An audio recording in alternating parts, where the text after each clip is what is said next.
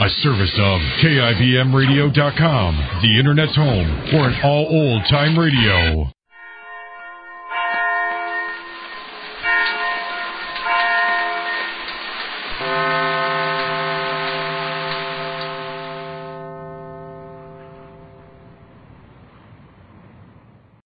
Your Coca-Cola bottler presents Claudia.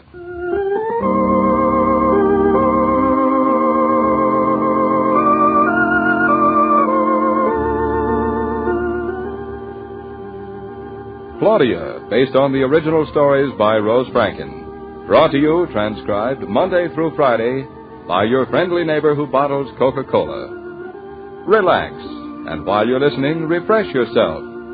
Have a Coke.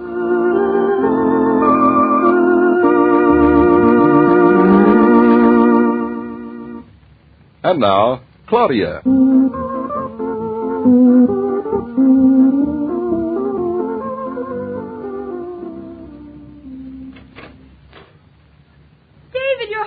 Wonderful. You said 5 o'clock? And 5 o'clock it is. I broke my neck to make it.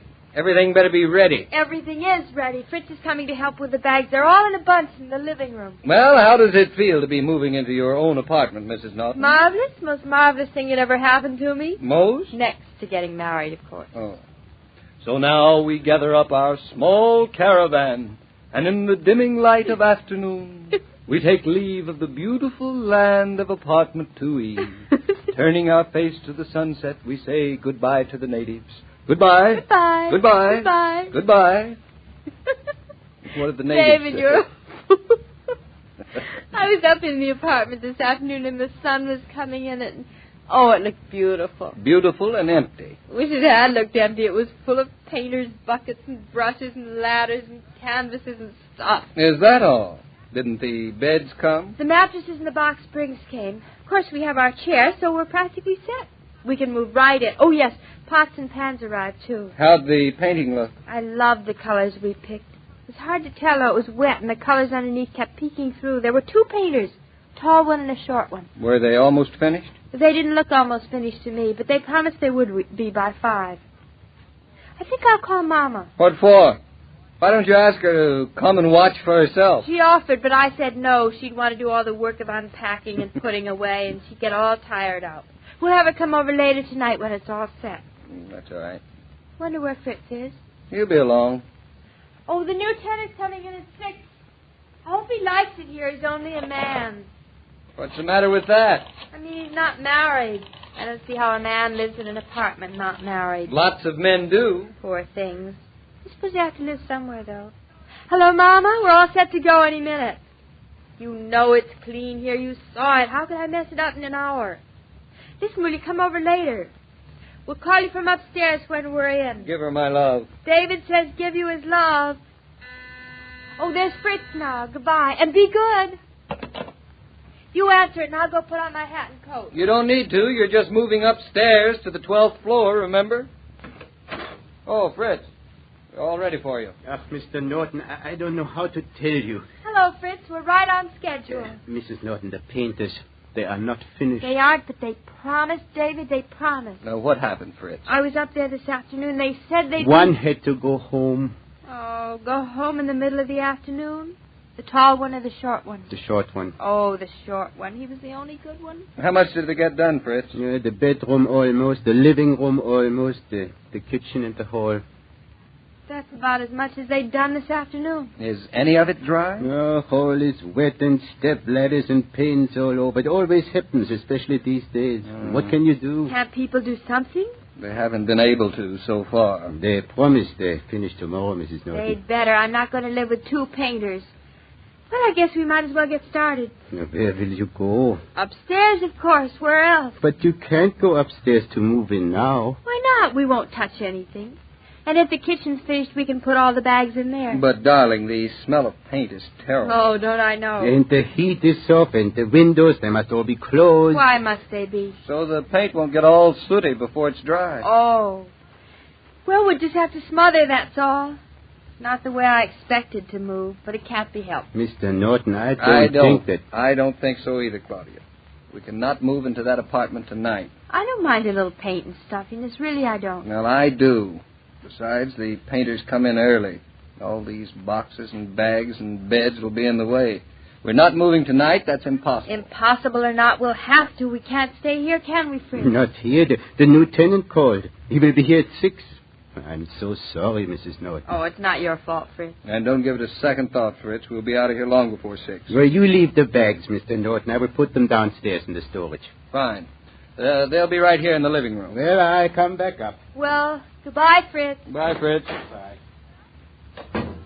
Well, now what? Oh, darling, it's not that tragic. I know it isn't tragic. I don't mind too much, really. I guess we can't always have everything just the way we want. Now, what hotel would you like to stay at? Hotel? Can you move into a hotel just like that? Why not? That's what hotels are for. We're not from out of town. I'll feel funny. You'll feel wonderful. We'll have dinner downstairs, get a room that overlooks the park, have breakfast sent up. You'll never want to leave. Darling, it's so expensive. Oh, it's not so bad. Besides, there's no choice. There isn't? None.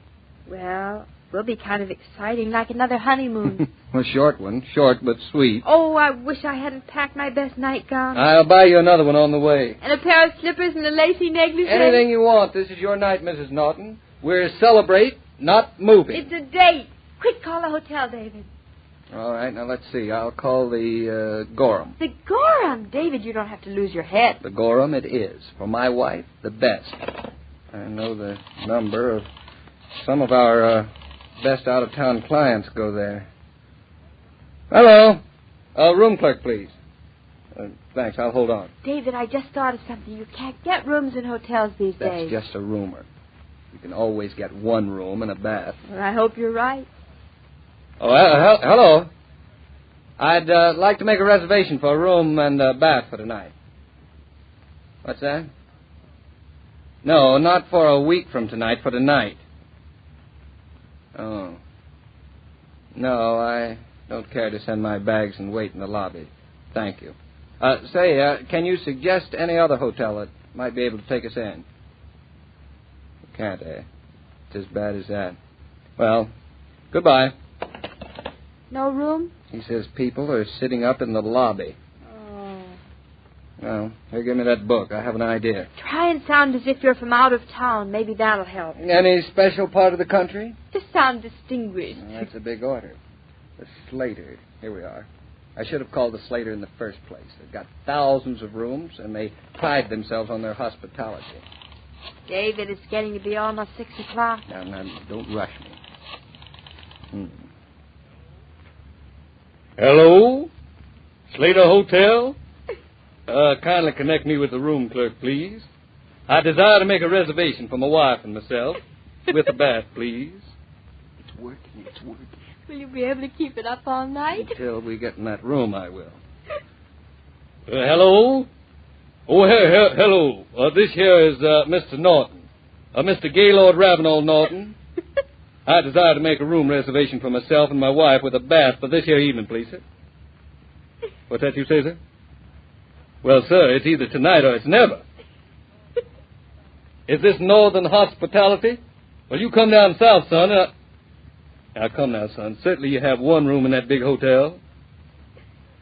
Not until a week from next Thursday, huh?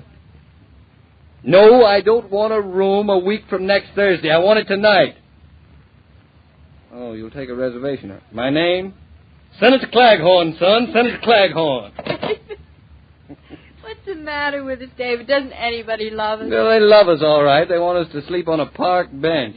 Might be nice, but a little cold for a southern gentleman and his bride. Give me that book. I'll get us a room. It's hopeless, and you know it. There's just no room anywhere at such short notice. Well, what do other people do? Stay with relatives. We haven't got any relatives. We've got Aunt Louisa. No, I'm not going to Aunt Louisa. Neither am I.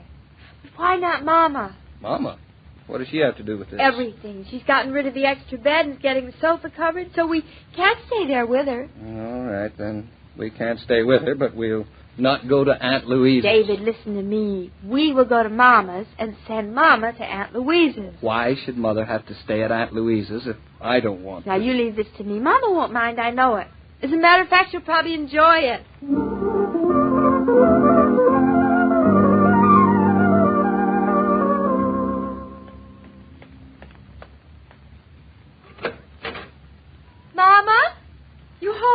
No, I'm out. That's good, so are we. Why aren't you in your new apartment? Because we came to visit you. A fine time to visit. Well, we thought so. That's why we're visiting. Well, aren't you going to ask us to sit down? Sit down. Sit down. I'm sitting down. Well, now that we're all sitting down, Claudia, what are you and David and Kat doing here? We just told you, visiting. If you two don't stop acting like nincompoops, I'll send you back to your apartment. You should be there anyway. You're very hospitable. What's the matter? Don't you like it? We like it better here. Well, don't feel as if you have to sit around and talk to me. Run along. If I can help you, I'll come over later. We won't be there. You won't? No. Oh, going out this evening? Yes, we thought we'd go out. After all, just because we've got an apartment doesn't mean we have to stay in it. Like two birds in a cage. You two birds belong in a cage. Mommy, you better hurry. You'll be late. I will. You will? Late to dinner. You're going out to dinner. I am? You am? My dinner is in the stove, thank you, all ready for me. Good. Then Claudia won't have to cook. I'll get your hat. I don't want my hat. You'd better wear it, Mother. You don't want to catch cold. David, where am I going to catch cold? On your way to Aunt Louise's. You're having dinner with her, of course. Dinner? And spend the night. Oh, the night, too, I see. Does Aunt Louisa by any chance know it? Certainly she knows that I invited you. Thank you very much. Now, what is this all about? Still doesn't understand, David. Very slow-witted, your mother.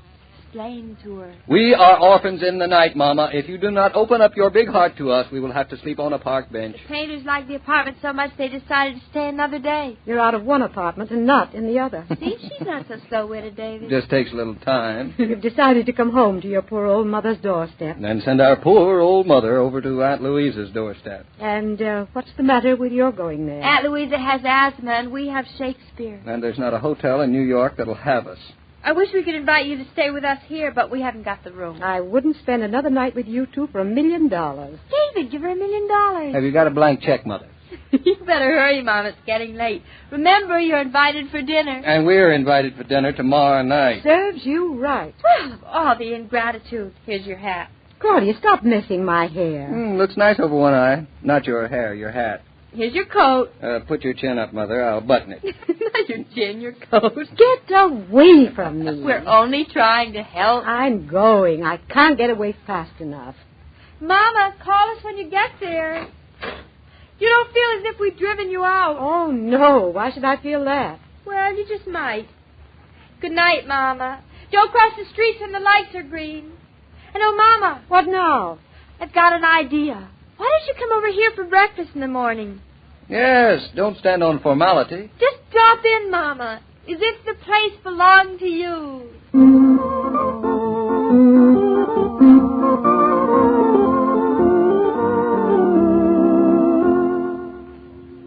This broadcast of Claudia was supervised and directed by William Brown Maloney.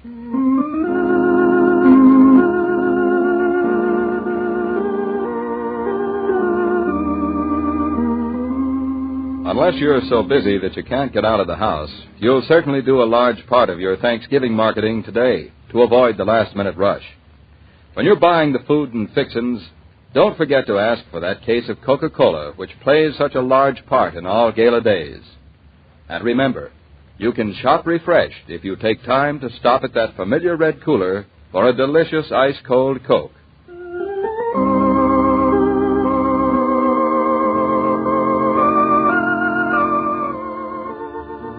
Every day, Monday through Friday, Claudia comes to you, transcribed, with the best wishes of your friendly neighbor who bottles Coca-Cola.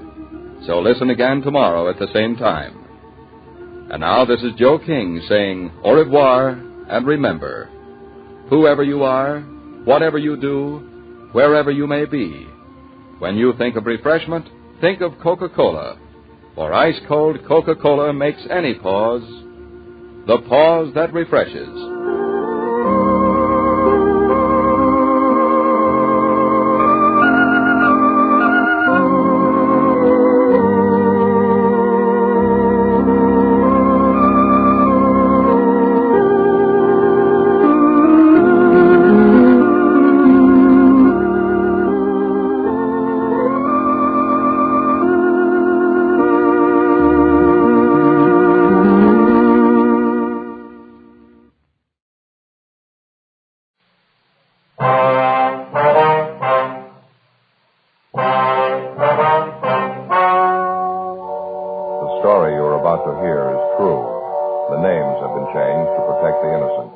Fatima Cigarettes.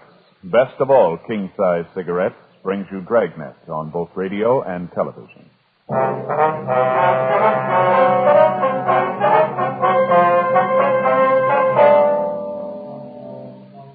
You're a detective sergeant. You're assigned to vice detail. A professional gambling ring has set up operations in your city. Dozens of citizens are being victimized. The gamblers keep on the move, changing their locations day to day. Your job? Get them. Compare Fatima with any other king-size cigarette. Yes, compare Fatima with any other king-size cigarette. 1.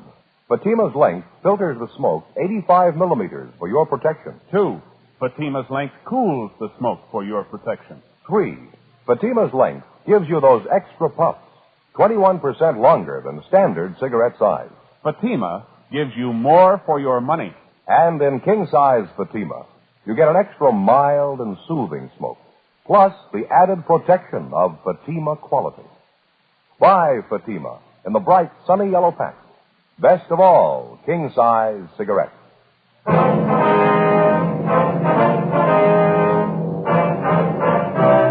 Dragnet, the documented drama of an actual crime. For the next 30 minutes, in cooperation with the Los Angeles Police Department, you will travel step by step on the side of the law through an actual case transcribed from official police files. From beginning to end, from crime to punishment, Dragnet is the story of your police force in action.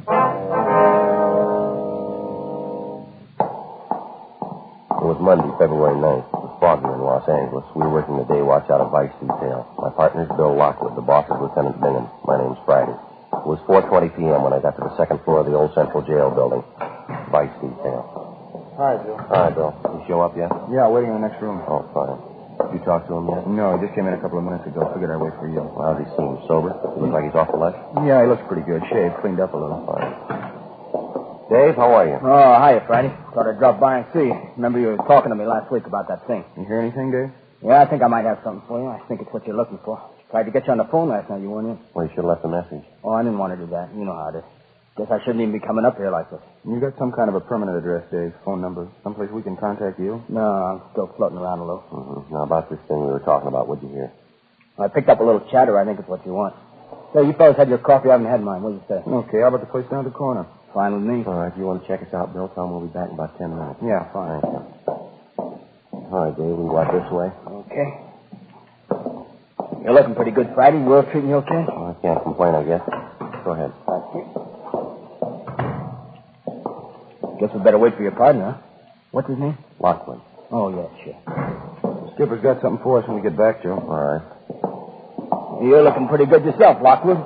Yeah, real good. You seem to be in pretty fair shape. That pocket's full of change sounds healthy. That's not too good. Still got a few dimes to rattle. Hasn't been coming too fast lately, though.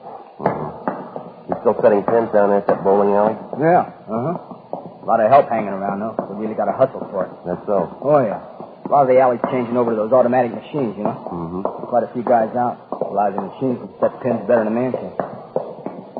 Hi, Matthews. How are you? Hi, Joe. Hi, Bill. What do you say, Jack? Yeah. Who's that guy? He works out of the office. Why? Nothing. I thought I'd seen him around. Yeah. No, down this way, Dave. Just a couple of doors. Oh, yeah. By the way, did you hear anything about Tony? You know if he's in town? No, I've been working on it. It's dirty Tony. He's not going to show. Go ahead, Dave. Yeah, thanks. Well, why don't you two grab the back table? I'll order up. All right, fine, Bill. Black with sugar, huh? All right. Cream and sugar for you, Joe? Yeah, that's fine. Bring a couple of those jelly donuts, would you? Okay. All right. Well, what's the story, Dave? What do you hear? Well, I heard about it last night, right after I left the alley. You told me to keep my ears open, you know. Yeah. Said you figured there might be something on that new bunch hanging around the bar down from the alley. You figured they might tie in with a new bunch of high rollers in town. Yeah. What'd you pick up? I think you figured right, from what I heard anyway. Mm-hmm. Here you go. Have a donut, Dave? Oh, yeah, thanks. You make a fine waiter, Lockwood. Thanks. We don't get a lead pretty soon. I may have to take it up. Dave was just telling me that he figures he might have something for us. He picked it up at the spot down from the alleys last night. Well, like I said, after I was through at the alleys, I stopped by the place and had a couple of beers. Can't afford anything else. A few nickels they pay me. Lucky to get enough to eat the way things are going. Yeah, it's pretty rough, I know. Well, what's the pitch you got, Dave? Well, I was sitting there having a beer, and a couple of those new faces were sitting next to me. So I put my ear out and tried to pick up some of the talk. Yeah. I couldn't get all of it, but I did get enough to make out there was going to be a big game tonight. From what I could get, there's going to be a lot of scraps floating around. You sure what's going to be, Dave? I had to play it careful, Couldn't be too nosy. Oh, sure. Well, I sat and had another beer, and one of the new monks heard the other guy call him Mike, I think. He asked the bartender for change to make a phone call. He got the change, went over the wall phone. I got up and drifted over that way. And made out like I was watching the shuffleboard.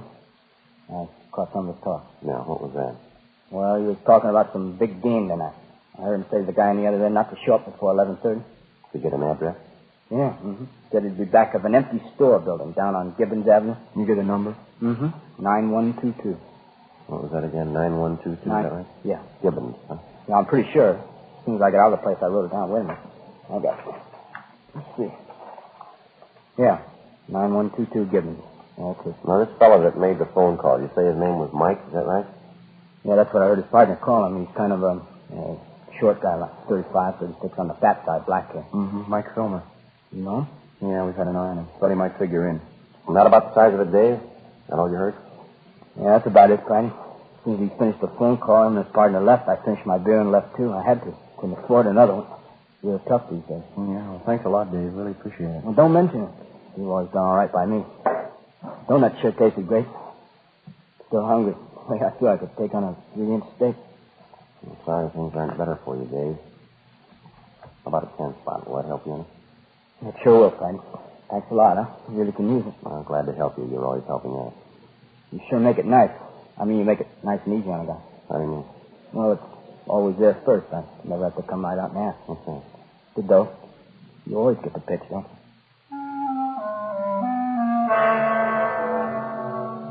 Almost a month before, we had begun receiving complaints about a newly established gambling ring which had set up operations in the city. After the first few complaints, we succeeded in identifying some of the men involved in the ring and also some of the places they frequented. The nature of most of the complaints against them was such that we knew we were dealing with a well-organized criminal element. Even if a player happened to win at one of the games, after he left the location, he was beaten and robbed. Despite the fact that we had some of the suspects identified, we still lacked sufficient evidence to prosecute them successfully. The various victims either would not or could not identify the suspect. We knew the gang was running 3 or 4 games a week, each one of them at a different location, each one of them at a different time. In the trade, that's known as the floating game. After we left our informant, Dave Carter, we headed back to the office and briefed Lieutenant Bingham. That afternoon, we checked the address on Gibbons Avenue and found it to be a vacant store building with a for rent sign in the window. There was an entrance in front and one in the rear, windows along both sides of the building, and a plasterboard partition dividing the inside of the store into 2 parts. The place was deserted. At 10 o'clock that night, Bill Lockwood and I staked out in our car down the street from the store. Sergeant Fred Taylor and Jack Matthews were staked out in their car from another point of observation. We were in constant touch with each other by 3-way radio. 10:30, 11 p.m., 11:30. 1K87 to 1K80, come in. 1K80 to 1K87, go ahead. Joe, did you notice the lights come on in the back of the store a minute ago? Yeah, 2 men. They went in the back way, parked their car just down the street from us here. You see anything else? Car just pulled up down the street from us. 2 men getting out, heading for the store. Joe, just a minute. Yeah, they're going that way. They're going around the back, Joe. Looks like it's going to pay off. Let's sit on it a while. KMA 367. We waited. 11:45. A blue pickup truck pulled up and stopped a short way from the front entrance to the store. We saw 2 men get out and go around to the back of the truck and unload half a dozen large boxes, which they carried around to the rear entrance of the place. One of the men came back, got in the cab of the truck, and sat there. Midnight, 12:15 a.m. Over a period of half an hour, we watched 18 persons arrive from different directions and enter the store from the rear. 12:30, 1 a.m. There were no new arrivals. We waited. 1K87 to 1K80, come in. 1K80 to 1K87, go ahead. Not much activity down here, Joe. Looks like it's pretty well set. What do you think? Yeah, I think we might as well hit it. Same way we laid it out, huh, Fred? We'll wait until Matthews picks up the lookout, the man sitting in the truck. Right, Joe. Jack, you want to go ahead and grab and go away. He's on his way, Joe. Okay, as soon as he picks him up, we meet in front of the place. Bill and I'll take the front. You cover the back. You got that? Okay, Joe. Oh, hold on a minute, will you? Yeah, Jack got him. Bring him back to the car. Okay, let's go. KMA 367. Got the car keys, Joe? Yeah, let's go. All right. You figure that's the best way, Joe, too, is going in the front? Well, that's probably where the rush is going to be. When Fred goes through the back, they're sure to start for the front. Okay, Joe? Yeah. Jack's got the lookout in our car. He'll wait for us. Right. Now, what do you think about this, Fred? You go around and hit the back door. As soon as I hear you inside, they'll probably start for the front. We'll take care of them there. That's a good idea. Give me half a minute to get back there. Huh? Right. Watch yourself. All right, Joe? Let's go.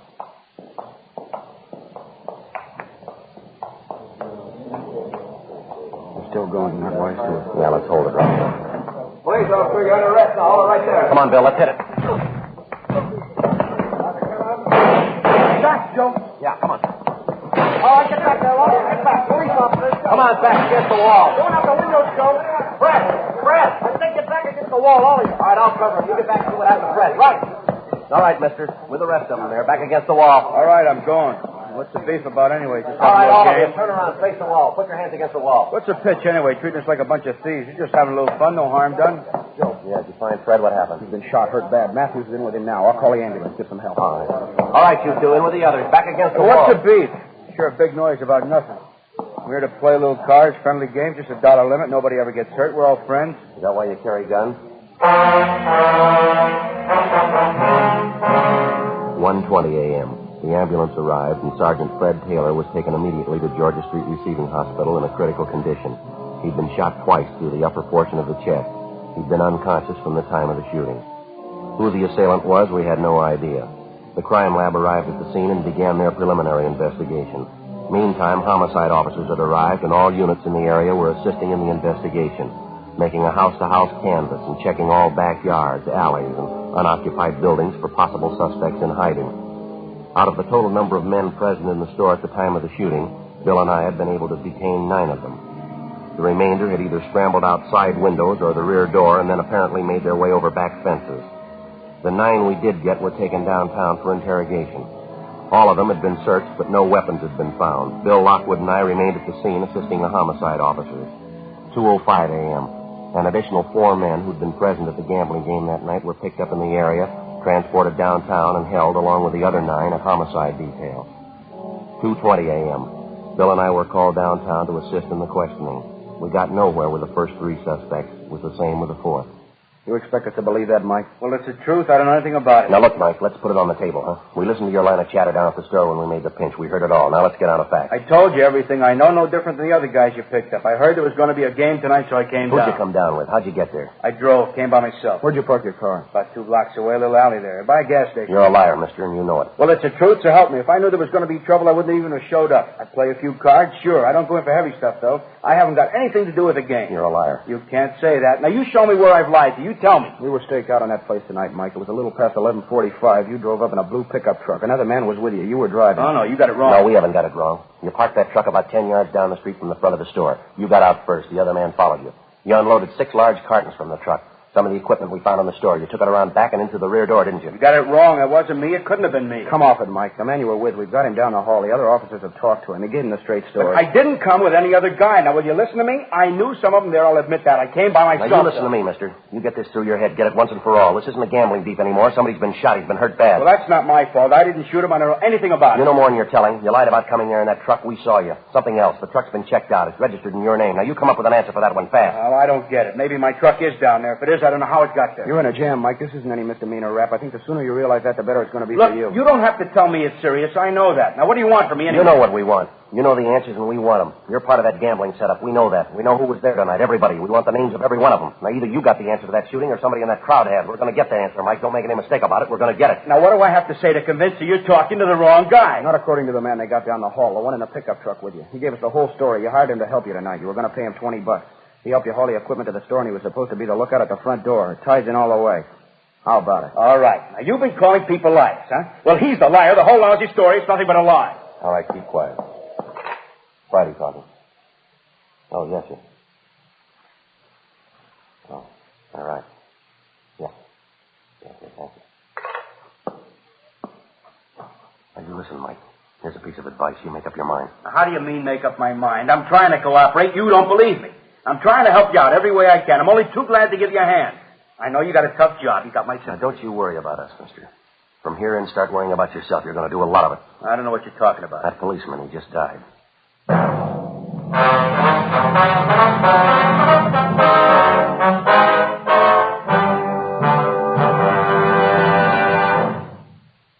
listening to Dragnet, authentic stories of your police force in action. To show our confidence in Fatima, we make this money-back guarantee. Buy a pack of Fatimas.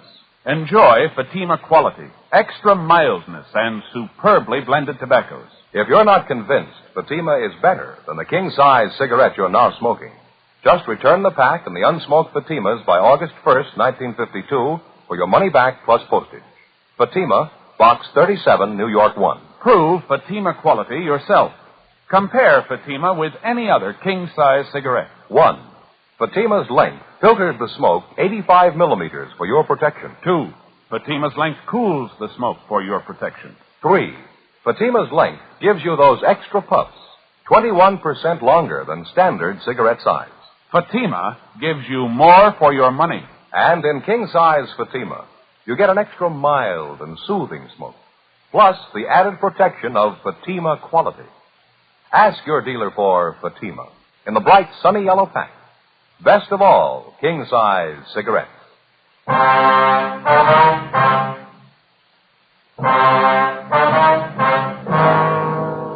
Tuesday, February 10th, 5:30 a.m. Sergeant Fred Taylor had died at approximately 5:22 a.m. Cause of death was listed as hemorrhage and shock due to the 2 gunshot wounds in the chest. Officers from the medical detail had rushed Taylor's wife from his home to the receiving hospital. She was with him at the time of his death. Unfortunately, he never regained consciousness. 5:45 a.m. While the investigation went on at the scene of the murder, Bill Lockwood and I continued our interrogation of the suspect, Mike Filmer. Another hour of questioning, and he still refused to tell us anything. We finally confronted him with the man we'd seen him arrive with at the location of the gambling game earlier that morning. Another 10 minutes of questioning, and he finally broke down. Why didn't you tell us that to begin with? Well, believe me, I wanted to. I was scared. I was scared to death. I never had anything like this happen to me before. I didn't know what to do. I didn't know what to say. All right, this is a complete list of everybody you saw there last night. Everybody who was in that game? Well, yeah, I think it covers it. Now, let me see it. All right, here you are. Yeah, just about everybody. These are the only addresses you got, just these 3 here. Yeah, that's it. No, I'm not lying now, believe me. Those are the only ones I know of. All right, so you had a hand in the game. You brought in the equipment, you were working for the house. Yeah, that's right. Then who's the boss, Mike? Who's running the game? What about it? Who's running it? Look, I've told you everybody that was there, everybody. He wasn't there that night. He couldn't have had anything to do with it. Mike, we didn't ask you that. We asked you who the boss is. What's his name? Now, how about it? We want his name. But I told you he wasn't there last night. If he wasn't there, he couldn't have had anything to do with it. Look, he's a nice guy. He doesn't want trouble any more than I do. He couldn't tell you. You let us figure that out, will you? Now, who's the boss, Mike? Does it have to be? Is that important? We wouldn't be asking you. Who is he? George Delano. Now, that's all I know about him, his name. How does he spell his last name? What's he look like? Well, I guess it's Delano. I never saw him write it down, though. I've only known him about a month, maybe 5 weeks. What's his description? Well, he's taller than I am, about 5 feet 10, 11 maybe. Dark hair. A little bit on the heavy side. Like me, I guess. Man about 45, 50. Where does he live? Where do we find him? I don't know where he lives. Some hotel downtown, I think. The only times I ever met him was at a bar. Which bar? Where about? South end of town. Down in Vermont. I don't know the address, but I can point it out to you. It's a couple of doors down from Big Bowling Alley. Right across from a theater. Woman's dress shop next door. Yeah, that's right. That's the place. The only place I've ever seen him. He always calls me at home and tells me where to meet him. You mean to say you've been working for this Delano and you don't even know where he lives? Well, I don't know what else to tell you. I'm squaring with you. I really don't know. Friday, talk to you, man? Yeah, sir. I'll be right back now. What do you got, Sam? Charlie Hart and I just got back from the place down on Gibbons Avenue, the store. Yeah. Thought you'd like to know. We found a gun in the back of the place hidden under a lumber pile. All right. Did you check it out? Yeah, I ran through gun records. It's registered. What's the name? George Delano. 7:38 a.m. With the new lead on the alleged boss of the gambling ring, George Delano, we interrupted our questioning of the suspect, Mike Filmer. We took him down the hall back to the homicide squad room to be held for further interrogation. We checked Delano through R&I, but we had no record on him. Then, along with Sergeants Sam Flowers and Charlie Hart of Homicide, we drove out to the address of George Delano as listed in the gun registration files. It was a small cottage in the Wilshire area. The woman who answered the door identified herself as Mrs. George Delano, the suspect's wife. She called her husband to the door. We identified ourselves, briefed him on the reason for our visit, and told him we wanted to talk to him downtown. He appeared cooperative, more than willing to come along. He got dressed. We drove him back to the city hall and took him to the interrogation room. He was well-dressed and, in his own way, well-mannered. After being told of the situation, he admitted freely that he'd been operating games at different locations throughout the city for the past month and a half. He told us that he'd employed Mike Filmer to assist him in his operations, and he also admitted ownership of the gun found near the murder scene. The gun had since been checked by Russ Camp and ballistics and found to be the murder weapon. Well, yes, it's my gun, but I'd like to explain a little bit about it. What's that, Delano? Well, number one, I admit I'm a gambler. That's my racket. I'm new to Los Angeles.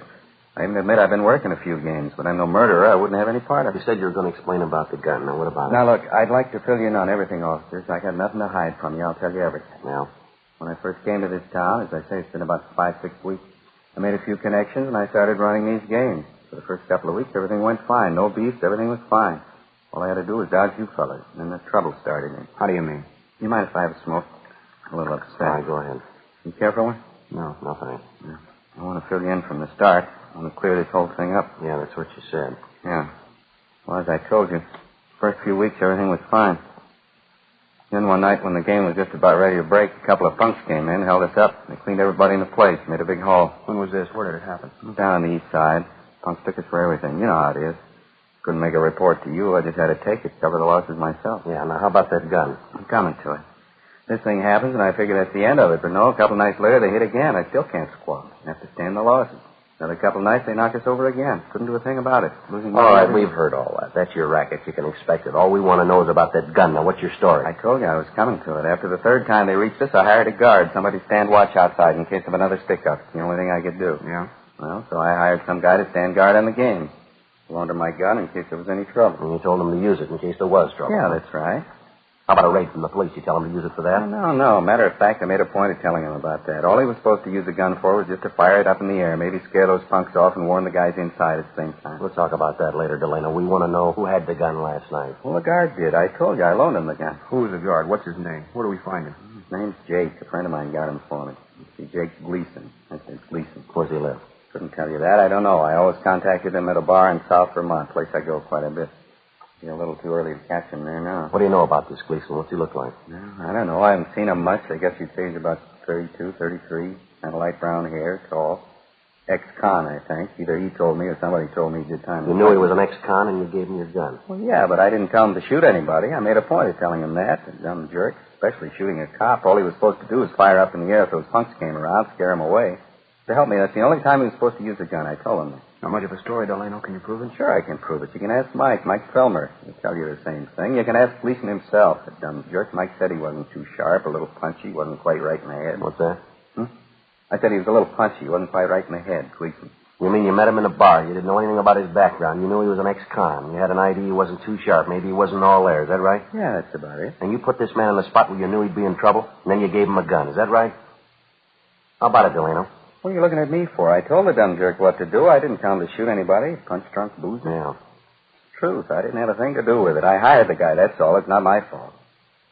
What are you looking at? I wasn't even there. I didn't even know about it. I didn't kill that cop. Didn't you?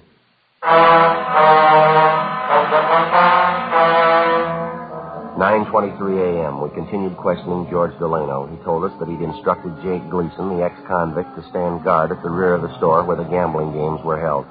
He insisted that his instructions to Gleason were that if he had to fire the gun at all, he was to fire it in the air, and then only as a warning signal in case of robbery attempt. Delano was detained by homicide officers pending further investigation. We checked the name and description of Jake Gleason through R&I and found his record and mugshot. We showed the mug to Delano, and he identified it. Gleason's record showed him to be on active parole. 10:30 a.m., we contacted the parole office. They gave us his address, and Bill and I checked it out, a second-rate hotel on South Flower Street. The manager told us Gleason had left the hotel about 7:45 that morning and that he was not expected back until after 6 o'clock that night. He also told us there was a chance we might locate him in one of the bars around the neighborhood. 10:45. We started making the rounds of the bars in the immediate vicinity. The third place we stopped at was practically deserted. The jukebox at the back of the place was turned up to full volume. There was a smell of disinfectant, whiskey, and stale perfume. There was one customer drinking at the far end of the bar. It was Gleason. Stand up, police officer. All right. Take him down, Bill. Clean, Joe. All right. Hands in back of you. Yeah. You want to kill that jukebox, Bill? Yeah. All right, you know why we want you. Yeah, I know. Knew there wasn't any sense running. I knew you'd be around. All right, let's go. Could you do me a favor? I mean, wait a minute, just a minute. Yeah? Just like to tell you I didn't mean it. I guess it's my own fault. I shot him. I shouldn't have had the gun. Shouldn't have taken the job. I shot him. I didn't mean it. All right, come on. There ought to be a way, don't you think? I mean, there really ought to be a way. What's that? I didn't mean it. No reason to kill him. I didn't even know him. I just keep thinking there's only a way if I could take it back again, you know? Yeah, we know. I mean, if I could go back and change it, make it all different. I mean, right from the beginning, I wouldn't even look at a gun. I'd change everything. I bet I would. I wouldn't even look at a gun. If I only had the chance, you know? Second chance.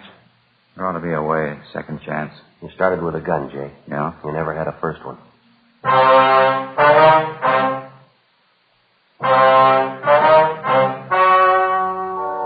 story you have just heard was true. The names were changed to protect the innocent. On May 22nd, trial was held in Superior Court, Department 88, City and County of Los Angeles, State of California. In a moment, the results of that trial. And now, here is our star, Jack Webb. Thank you, George Fenneman. Friends, Fatima gives you more for your money because no other king-size cigarette can match Fatima quality. Because Fatima's length filters and cools the smoke for your protection. Gives you those extra puffs, 21% longer than standard cigarette size. I'm convinced that you'll agree with me once you try them. Get a pack of Fatimas next time you buy cigarettes. Fatima, an extra mild and soothing smoke. Best of all, king-size cigarettes.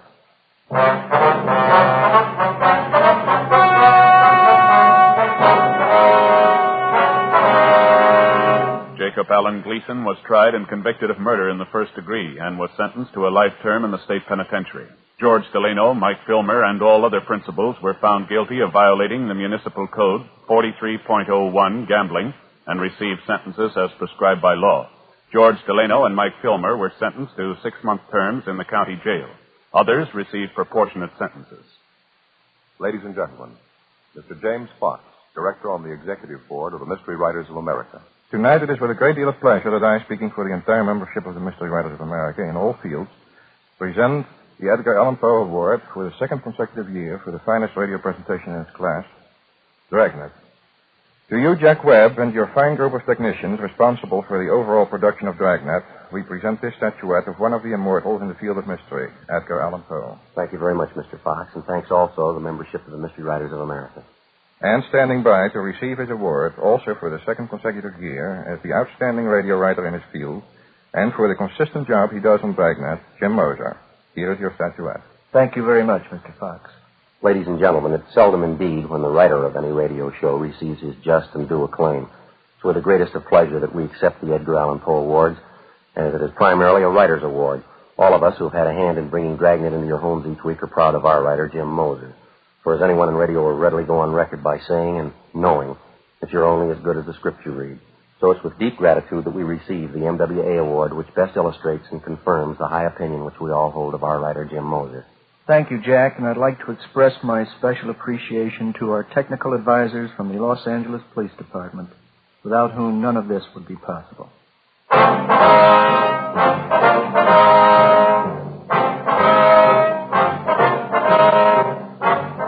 You have just heard Dragnet, a series of authentic cases from official files. Technical advice comes from the Office of Chief of Police W.H. Parker, Los Angeles Police Department. Technical advisors Captain Jack Donahoe, Sergeant Marty Wynn, Sergeant Vance Frazier. Heard tonight were Martin Milner, Eddie Firestone, Whit Connor. Script by Jim Moser. Music by Walter Schumann. Hal Gibney speaking. Fatima Cigarettes, best of all king-size cigarettes, has brought you Dragnet, transcribed from Los Angeles. Now, it's Counter Spy on NBC.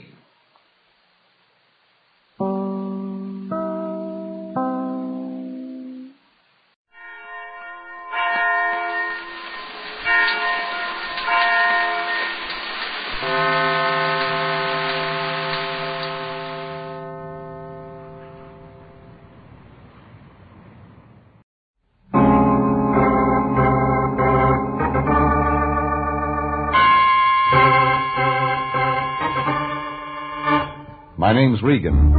I work for Anthony J. Lyon, Detective Bureau. They call me the Lion's Eye.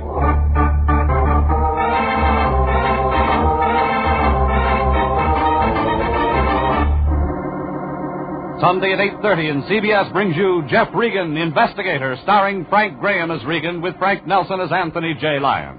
So stand by for mystery and suspense and adventure in tonight's transcribed story, They've Got More Than Coffee in Brazil.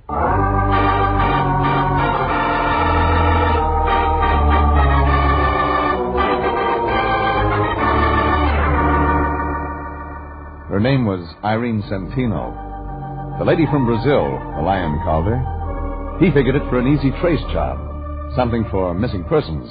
Only when we do them, the Lion gets paid. Well, the program said it was simple, except before we wound it up, there were a couple of added attractions.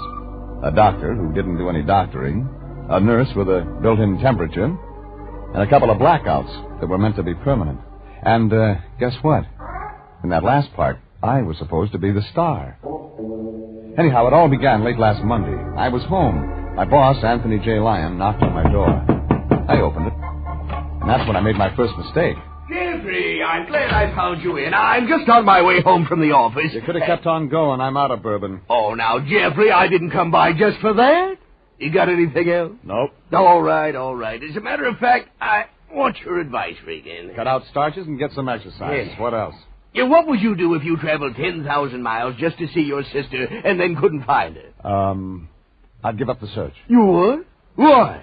I haven't got a sister. That's not what I'm talking about. You'd go to missing persons, wouldn't you? Sure you would. But if you knew your family in a foreign country would become greatly alarmed at this sort of notoriety, you'd look for your sister in another way. You'd hire a good private detective. Now, isn't that right? Come on, Fatso, get to the point. We have a new client. Her name's Irene Centino. She's from Brazil. Rio, fine family, Regan. Coffee. She's engaged the Lion Detective Bureau to locate her younger sister, Carmen. I'm no St. Bernard. You'll do till I can feed one. Oh, I know you've been working hard lately, but, Jeffrey, this is one of those occasions when I'm proud to be a part of our profession. We have an opportunity to help a young lady in desperate straits and, at the same time, secure goodwill from South America. Ever hear of the State Department? Of course I have. But they can't do it all alone.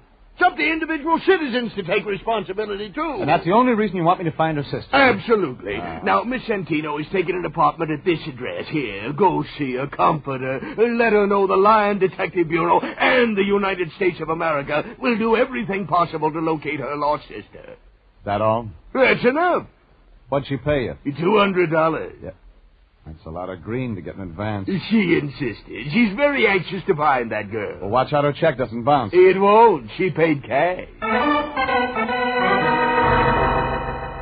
The $200 was already making a lump in the Lion's coat, and I knew the next spot for it was his mattress. Well, maybe that's the reason he's a bachelor. I left him in my place and drove over to the address he'd given me. It was one of those Beverly Hills apartments with a long, glassy look. Irene Centino's apartment was on the second floor. She was a tall, brown-haired girl without a smile. She wore glasses. And when she talked, she sounded sad, like a banjo player with a paper pick. Thank you so much for coming over, Mr. Regan. I've been very upset all day. I just had to do something about Carmen. Your sister? Yes, my younger sister. She's the one I came here to see. Yeah, I heard. It's an awful vacant feeling. I thought she'd meet me at the airport, and then she wasn't there. And when I went to her address, we were very close. She's from Rio, too? Yes, of course. How's her English? Well, the same as mine. We were both educated in the United States. Where? Back east. Vassar. You older than Carmen? Yes, 2 years. She's 25 now. Carmen left home a year ago, you see. She's always been very independent, and I'm afraid something might have happened to her. Like what? Well, I don't know. Young girl, pretty, I don't know. And as I say, she's so independent. I received this letter from her a few days ago. It was the first word since she left home. It came this way? Well, yes. No envelope? Oh, well, I threw that away. She wrote her address there at the end, and I didn't see any need for keeping the envelope. And, she wasn't at this address? That's what frightens me. There isn't any such address. Yeah. What does your sister Carmen look like? Why, I gave her a snapshot to Mr. Lyon. Didn't he give it to you? He forgets things. Oh, no matter. I have another. Of course, it's old and not very good. I think it's right here in this suitcase. You'll pardon things spin all over, but I haven't had time to do anything. Oh, here it is. Right here. Oh, she's blonde, huh? Well, a little lighter than mine. We're the same height, too. We used to wear each other's clothes. Oh, Mr. Regan, you will be able to find her, won't you? I don't think you want me to. Mr. Regan, are you trying to be funny? You hand me a snapshot so old it could be anybody and a letter that says nothing, and you want me to turn up a blonde. I thought those would be leads. She mentions the name of a doctor. I thought you Is he the man? The man? She left home a year ago. She wasn't following the crops. I don't know what you're talking about. There was a man in it. If I'm going to do any good, I've got to have it all, lady. All right, that was a man. Yeah. His name was Frank Martin. I met him once in Mexico City. She thought she was in love with him. But he has nothing to do with it, Mr. Regan. I'm sure he has nothing to do with it. How do you know? Because I looked him up. He lives out on Laurel Avenue. You talked to him? No, but I asked questions around. I'm completely satisfied he knows nothing about it. Look, if you'd see this doctor my sister mentioned... You want me to find your sister? Yes. But you don't want me to see this Frank Martin. I didn't say that. You didn't have to, lady. Okay. You've got to report when I got something. Oh, there's one more thing. What's that? How long did you stop off on the way to shop in New York? What makes you think I'd do that? Labels. When you leave your clothes strewn around, labels show. There's no Saks Fifth Avenue in Rio.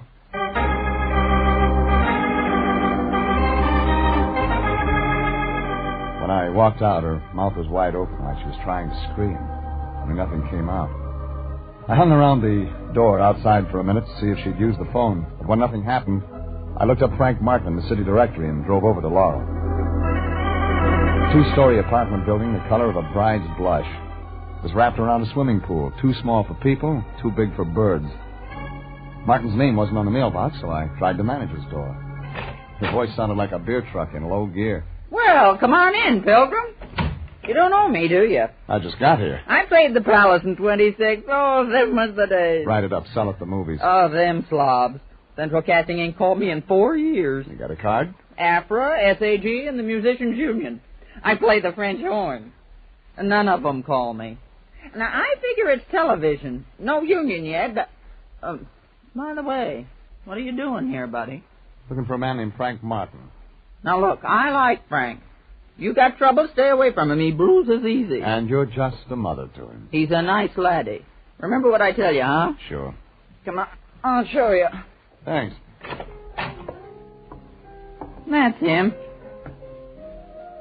He stays in one key. All the time. A low one. Sounds like. Second door on the right. Thanks. See ya, Pilgrim.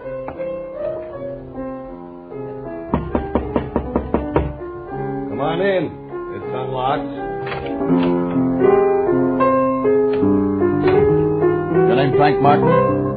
Yep. Who wants to know? My name's Regan. I'm a private investigator with Lion Detective Bureau. Wrong steer, Gumshoe. I don't need one. I'm not looking for work. I'm looking for you. What'd you say it was, Regan? Yeah. R-E-G-A-N? Regan?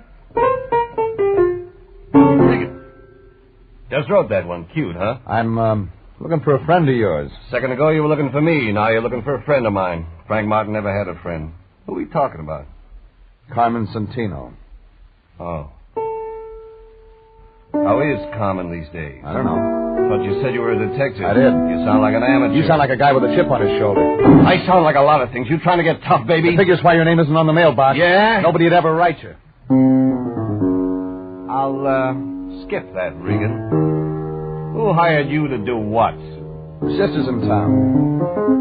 She's looking for Carmen. Didn't know Carmen had a sister. What else? You're the boyfriend. Where is she? Yeah, the boyfriend. That's real good. Let me tell you what Carmen's like, Regan. Eyes just right. Hair just right. Everything just right. Everything just right. Wait till you see her in a bathing suit. That's something, brother. She, isn't wearing one in this picture. Bad picture, Regan. You got no idea how bad. Hardly looks like her, like she is. Ever met him like that? Sometimes. About a year ago, I was sitting right here and the phone rings. It's Carmen.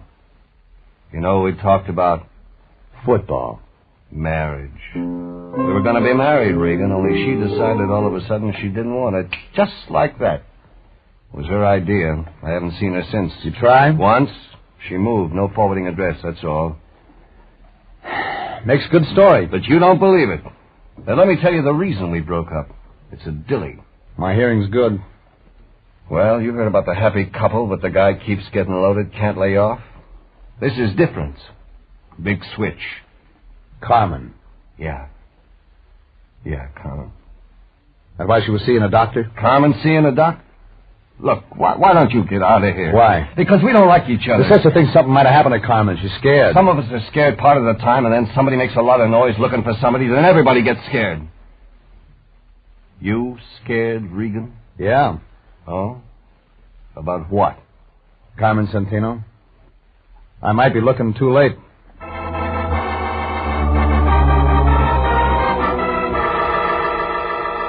Well, what he gave me filled in the cast, but the plot wasn't getting any clearer. So I looked up the doctor Carmen had mentioned in her letter. His name was Kingston, and the only address was a place out in Encino. It was a ranch house built all over the top of the hill like whipped cream.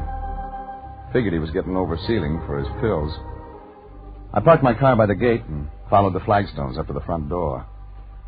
When I pressed a button, I heard something that sounded like chamber music. A blonde girl wearing a red dress that must have been riveted for her opened the door about the middle of the second chorus. Well, I like blue serge. It has an effect on me. It's the only thing in the closet. You fill it out nice, but you don't look sick. I want to see the doctor anyway. Come in and we'll talk about it. My, you are tall, Mr. Regan. Regan. Who are you? Florence Nightingale? I hold the doctor's stethoscope. My name's Vivian Lytell. Mind telling him I'm here? Yes, he's busy. So are you, lady. He'll be busy quite a while.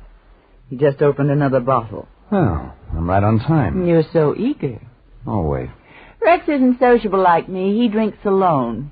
He gets more that way. Let me entertain you. Easy, Angel. I don't know how to fix a fracture. I've already got a man who can do that. I want one with brains. What's the matter with the doc? He keeps his in a bottle. Hasn't used him for a long time now. He's done all right. This? He'd be selling papers if his wife hadn't left him a good insurance policy. What's the matter? Don't you like his money? Oh, don't get me wrong. It's just that a girl has feelings, too. Yeah. They show. Oh, I'm glad I met you. We're going to have some nice afternoons. Thought you worked for a living. I got lots of free time. Besides, I should have at least one outside interest. Keep looking. You'll find one. You smile good, but you talk nasty. I only came to see Kingston. There's the phone. Call and make an appointment. Now, get out. Vivian, about this... Oh, I didn't know you had company. I'll talk to you another time. Just a minute, Doctor. This is Mr. Regan. He's your company, but he doesn't have a business card. Look, Mr. Regan, I'm no longer in practice, just doing research on my own. I have all the medical equipment I can use, and I turned all my patients over to another doctor. I know one you forgot. Oh? Well, tell me who. Carmen Santino. Go ahead, Vivian. I'll speak to Mr. Regan. Watch yourself, Rex. He doesn't know how to be nice. It'll only take a minute. I'll crack some ice. You'll need a drink. Very fine, nurse. Yeah. It's a nice uniform. Working on my own. We're very casual. You said I had a patient named Carmen what was it? Carmen Santino. I'm afraid you're mistaken, Mr. Regan. Who told you that? I read about you in a letter. Must have been another Kingston. There's only one with a license. Are you a relative of this girl? Friend. You're a detective, aren't you? Yeah. Want to show me your files someday? Why not today? This way. I keep them right here on my lap. Help yourself, Mr. Regan. Thanks. Want a drink? Too early. You don't mind if I have one? Your house.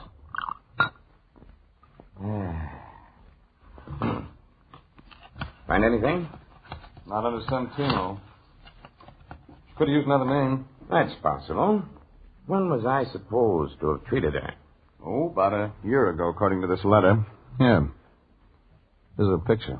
No. I've never treated anyone who looks like that.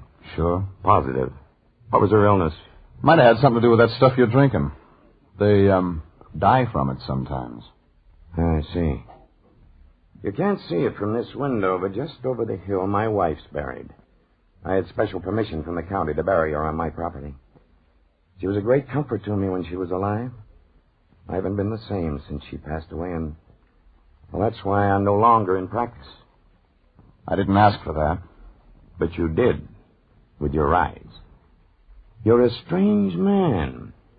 Do you enjoy making a living this way, prying into other people's lives, searching for what's best left alone? Is he still here, Rex? Yes, Vivian, but he's just leaving. You can find your way. Yeah. Goodbye, Blue Surge. You were a real disappointment. Don't give up. I'll be back. Don't bother, Regan. The doctor will be out. The whole thing looked phony, like a fan dancer in long underwear. But when I left the two of them, I was beginning to get an idea, just beginning. I walked over the side of the hill to look at the grave. It was there, all right, like he said. Irene Kingston, 1922, 1948. Maybe that explained it. Maybe it didn't. I was remembering those New York labels I'd seen on Irene Santino's clothes when I left there and looked up a friend of mine in the CAA. He checked into it and told me nobody named Santino had come in from Rio on any flight last week. And the immigration people didn't have a passport or visa record on her either. I was home thinking about all this when my phone began ringing. It was Irene Santino. She did all the talking. I tried to get you at your office, Mr. Regan, but no one answered. I had to speak to you. What about? I found Carmen. Yeah? Rather, Carmen found me. I feel sort of foolish now, calling you people in and all that. Well, she came right to my apartment. Can you imagine? She's been looking for me. What about her address? Oh, that was another silly thing. Only it was a mistake. She's not very good at details. Please thank Mr. Lyon for his kindness. And, Mr. Regan. Yeah? It's all confidential. I wouldn't want any of this to get to the wrong people. You know some of the wrong kind? Doesn't everyone? Well, goodbye.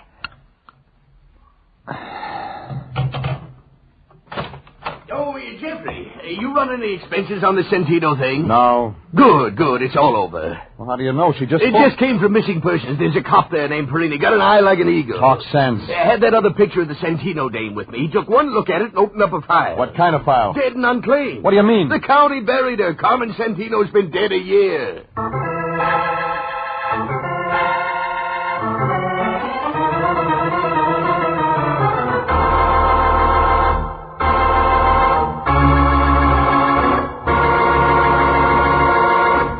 This is CBS, and you are listening to They've Got More Than Coffee in Brazil, tonight's adventure with Jeff Regan, Investigator. Well, there were enough angles to write a new geometry book. Irene Santino gave me a picture and a letter and started me digging for her sister, Carmen. I meet a guy with a piano and a doctor with a bottle. Everybody talks, but nobody says anything. And then Irene calls me off, says she found her sister. Only the Lion walks in with a different version. Missing persons say Carmen Santino's holding down a spot in the county cemetery. I figured somebody was having nightmares. I didn't say anything to the Lion and went down to the Hall of Records. There was a little guy sitting at the desk in vital statistics. His fingernails were dirty and he was reading a dictionary. He must have been at a good part because he looked mad when I interrupted him. We're not on a bus. Quit shoving. I want some information. I'm a public servant. That's what I'm here for. What kind of information? Get to the death files, will you? You're a morbid guy. We got a lot of stuff on births and marriages. Ask me something about them. A girl named Carmen Santino died about a year ago. Tell me what from. Okay. How do you spell it? Just like it sounds. Santino, huh? Sabatini, Sanaki, Sanford. That's what happened to old Sandy. No wonder I ain't seen him around. Come on, get with it, will you? Here it is. Santino. Date of death, 15 October 1948. Cause of death? Alcoholic poisoning. Yeah. How'd you get it? Never mind. Who signed the certificate? Rex J. Kingston, M.D. Okay.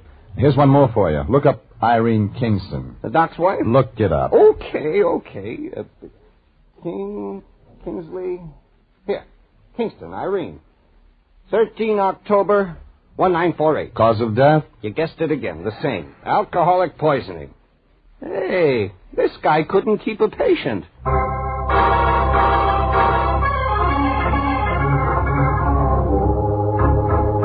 Well, that filled it in. I could see the plot, but I wasn't sure of the ending. So I didn't waste any time getting over to Irene Santino's place. But I wasn't fast enough. The door was halfway open when I got there. All the company had left, but Irene was still around. She She was sitting there looking at the phone. Like it was all she had to think about. Mr. Regan. What's so funny? Everything. Everything, Mr. Regan. Oh, excuse me for not getting up. I didn't expect you. I told you I found my sister, didn't I? Yeah, you told me, but you didn't tell me she was dead. I didn't even tell you that I haven't got a sister. Did I? Did I? Come on, lady, give it to me. What are you talking about? Look, this little red spot on my arm. Doesn't look like much, does it? But just wait, Mr. Regan. You just wait. You just wait. Wait.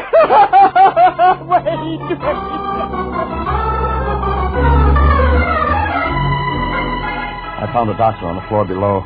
He grabbed his black bag and went to work on her. She quieted down to a slow inside giggle, then went out altogether. The doctor got hold of an ambulance and carted her off to a hospital. They just wheeled her out the door when the Lion showed up. Jeffrey, did I see an ambulance out front? That's right. Your client was in it. What? Yeah, somebody stuffed her full of something that made her giggle. I don't understand all this at all. I stopped by home to change to my dark suit so I could come by and bring Miss Centino the news of her sister's death, and what do I walk in? You can save your tears, Fatso. She didn't come from Brazil, and she wasn't rich. That woman gave me $200 cash. There was nothing unreliable about her. We had a contract. You can use it for confetti. Now see here, Jeffrey. Look, Lion, look at this picture. Carmen Centino. I have one just like it. All right, draw some glasses on it. Add about 6 or 7 years. I don't understand you, Jeffrey. We're talking business, and all at once we're playing games. When I came to see her tonight, she wasn't wearing her glasses. She looked a lot like the dame in this picture. Of course she did, naturally. That's her own sister. She never had a sister. Never had a sister? Then who did the county bury? That's what I'm going to find out from a guy named Rex Kingston.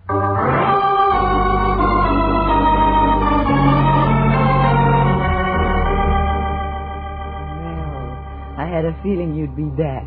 I built a fire. I forgot the marshmallows. Come on in. I'm not mad anymore. I'm still looking for your doctor. Let me take care of you. I have a way with men. Didn't we do all this once before? Oh, it's night now. You can ask me some questions. I know some swell answers. I'll bet. How do you like your drink? Your way? That's better. Now, let's have a nice, quiet evening. Just you and me. I want to see him. There's been a famine of men like you. You don't look underfed. I said I want to see him. Oh, all right. We could have had such a nice evening. Rex? What is it? Mr. Regan's here again. Yes. Hello, Regan. Didn't I tell you I'd be out? Yeah, you told me that, but you didn't tell me what I wanted to know. I had to go to Vital Statistics to get that. What? You don't have anything in your files about Carmen Centino, but you signed her death certificate. Now, you get this, Regan. You saw my files once, and I don't have to open them again to anyone who comes here without a warrant, and you haven't got one. But I know where I can get one. When I go to the city attorney's office and tell them what I've got, they'll have somebody out here to exhume that grave on the hill. What do you mean, Regan? Irene Kingston died 2 days before Carmen Centino of the same thing. Dr. Kingston signed both certificates. He collects on his wife's insurance, only I don't think his wife really died. I think that extra grave up on the hill is window dressing. And if my wife didn't die, Regan, where is she now? I don't know. She could be at a downtown hospital, posing under the name of Irene Centino. There was a shot in the dark, but it brought results. Kingston swung a lamp base around that connected on the side of my head. When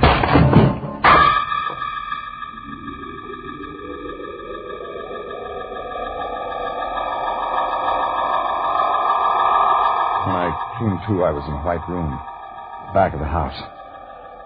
Tried to move my head, but it felt like a grand piano. Nothing else worked either, so I just lay there. Pretty soon somebody began putting something damp on my face, and I began to see better. Vivian was standing there with Kingston. He looked sick, like an ostrich with a sore throat. He had a needle in his hand.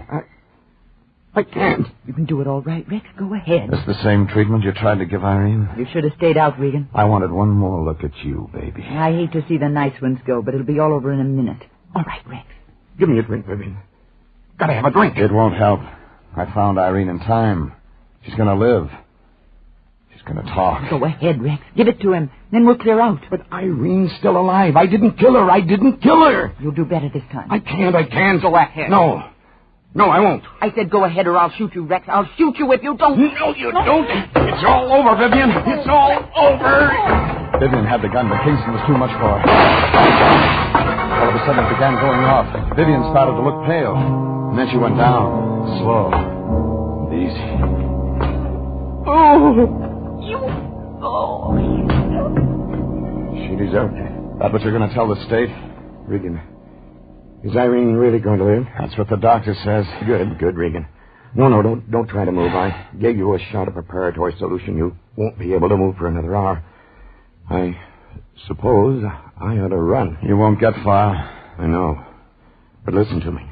Irene, she's my wife. She's innocent of all this. When you tell the police the real story... I haven't got it all. You had enough? It started with Carmen Santino. She stumbled in one night. She was very ill. She dropped dead before I could do anything for her. Alcohol? Yes. But before she died, she kept talking about a man named Martin. Lives over on Laurel. Yes, I was going to get in touch with him. But I had a better idea. She looked a great deal like my wife, Irene. It was quite remarkable. The insurance. Yes. Irene didn't want to do it, but she loved me, so she finally disappeared. I used one body for 2 death certificates and buried an empty box up on a hill. I was supposed to join Irene later. See. Vivian. Yes. Vivian came along. I was drinking one night, and she found out the truth. I was trapped. It would have stayed that way if Irene hadn't hired you. And I was supposed to scare you with that story about her sister in Brazil. It worked, too. That guy Martin said. Somebody gets scared. And then... Regan, can you hear me? Huh? Oh, I'm sorry. Stuff's making me sleepy. It'll wear off. I'm going now, Regan. See that Irene gets a fair shake? I'll try. He picked up a bottle and started out the door. He didn't even look down at Vivian's body on the floor. I tried to move. Like he said, nothing worked. It was 2 more hours before I could get to the phone and call homicide. It was 2 more days before I talked to the Lion. Sure. I'm sending it right over. Yes, of course. Jeffrey, my boy, how are you feeling? Better? Well, the fog's gone out of my head, if that's what you mean. Otherwise, I feel lousy. Oh, don't take it so hard, my boy. All in a day's work. Besides, there's the brighter side. Yes, indeed. Like what? Well, for one thing, they got that Dr. Kingston. He only got as far as Las Vegas. Crime doesn't pay, Jeffrey. Crime just does not pay. Doesn't, huh? What's this? Now, wait a minute. Give me that. Application. Consolidated insurance. It's nothing, I tell you. You mean to tell me we're going to try to collect a reward? We exposed an insurance fraud. Every insurance company pays a little something for that. We had expenses. You don't know how hard I've worked on this, Jeffrey. Here, take it back. Well, what's the matter? You look like it's something illegal. Crime does not pay.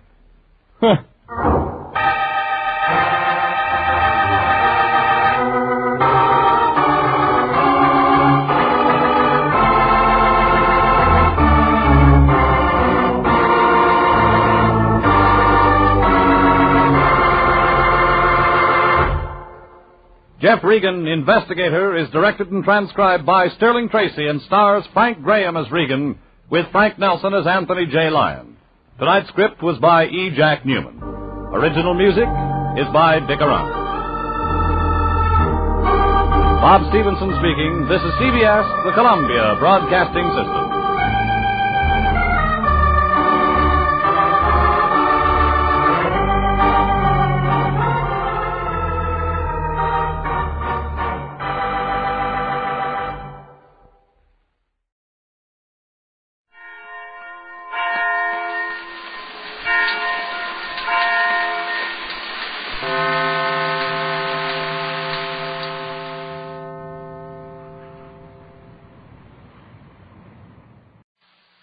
Ladies and gentlemen, I'd like to read a telegram we just received.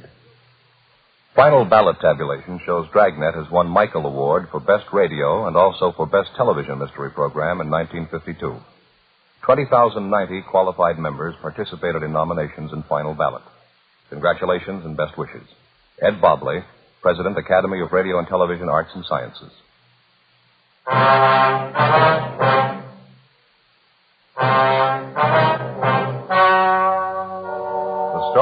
about to hear is true. The names have been changed to protect the innocent. Fatima Cigarettes, best of all king-size cigarettes, brings you Dragnet on both radio and television.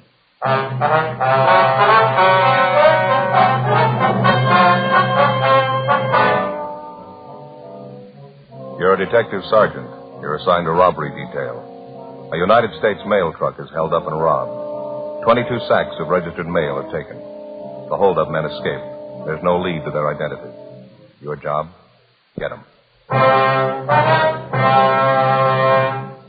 Compare Fatima with any other king-size cigarette. Yes, compare Fatima with any other king-size cigarette. 1. Fatima's length filters the smoke 85 millimeters for your protection. 2. Fatima's length cools the smoke for your protection. 3. Fatima's length gives you those extra puffs, 21% longer than standard cigarette size. Fatima gives you more for your money. And in king-size Fatima, you get an extra mild and soothing smoke, plus the added protection of Fatima quality. Buy Fatima in the bright, sunny yellow pack. Best of all, king-size cigarettes.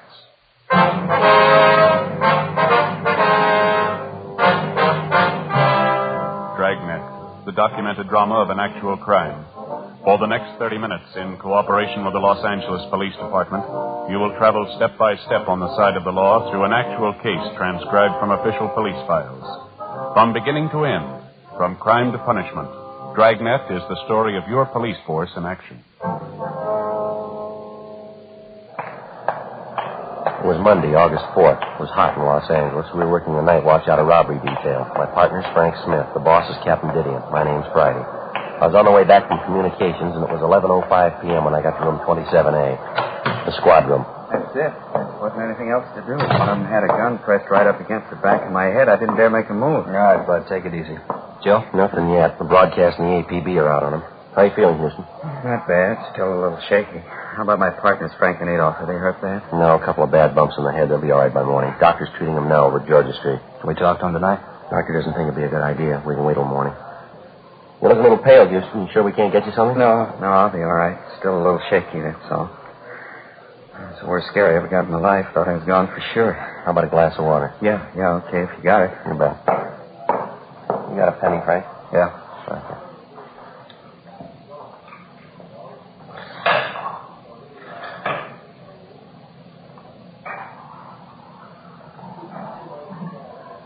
Just talking about the getaway car when you came in, Joe. Yeah. But Houston here is pretty sure he was right the first time. It was a dark blue sedan, late model. Mm-hmm. Any idea at all what make it was, Bud? I wouldn't like to say definitely. I don't want to mix you up. I got half an idea it was a GM car, maybe a Buick or an Olds. I can't say for sure, though. Well, here's your water. Oh. You didn't get a look at the license, huh? You're sure of that, are you? No, I didn't see it at all. The whole thing went too fast for me. I appreciate this. I got it. Robbery, Smith. Yes, sir. Oh, yeah, Inspector. Uh-huh. Yeah, I see. Yeah, we'll be here for a while.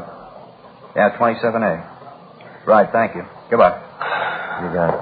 Post Inspector Joe. He's on his way over now. That's fine.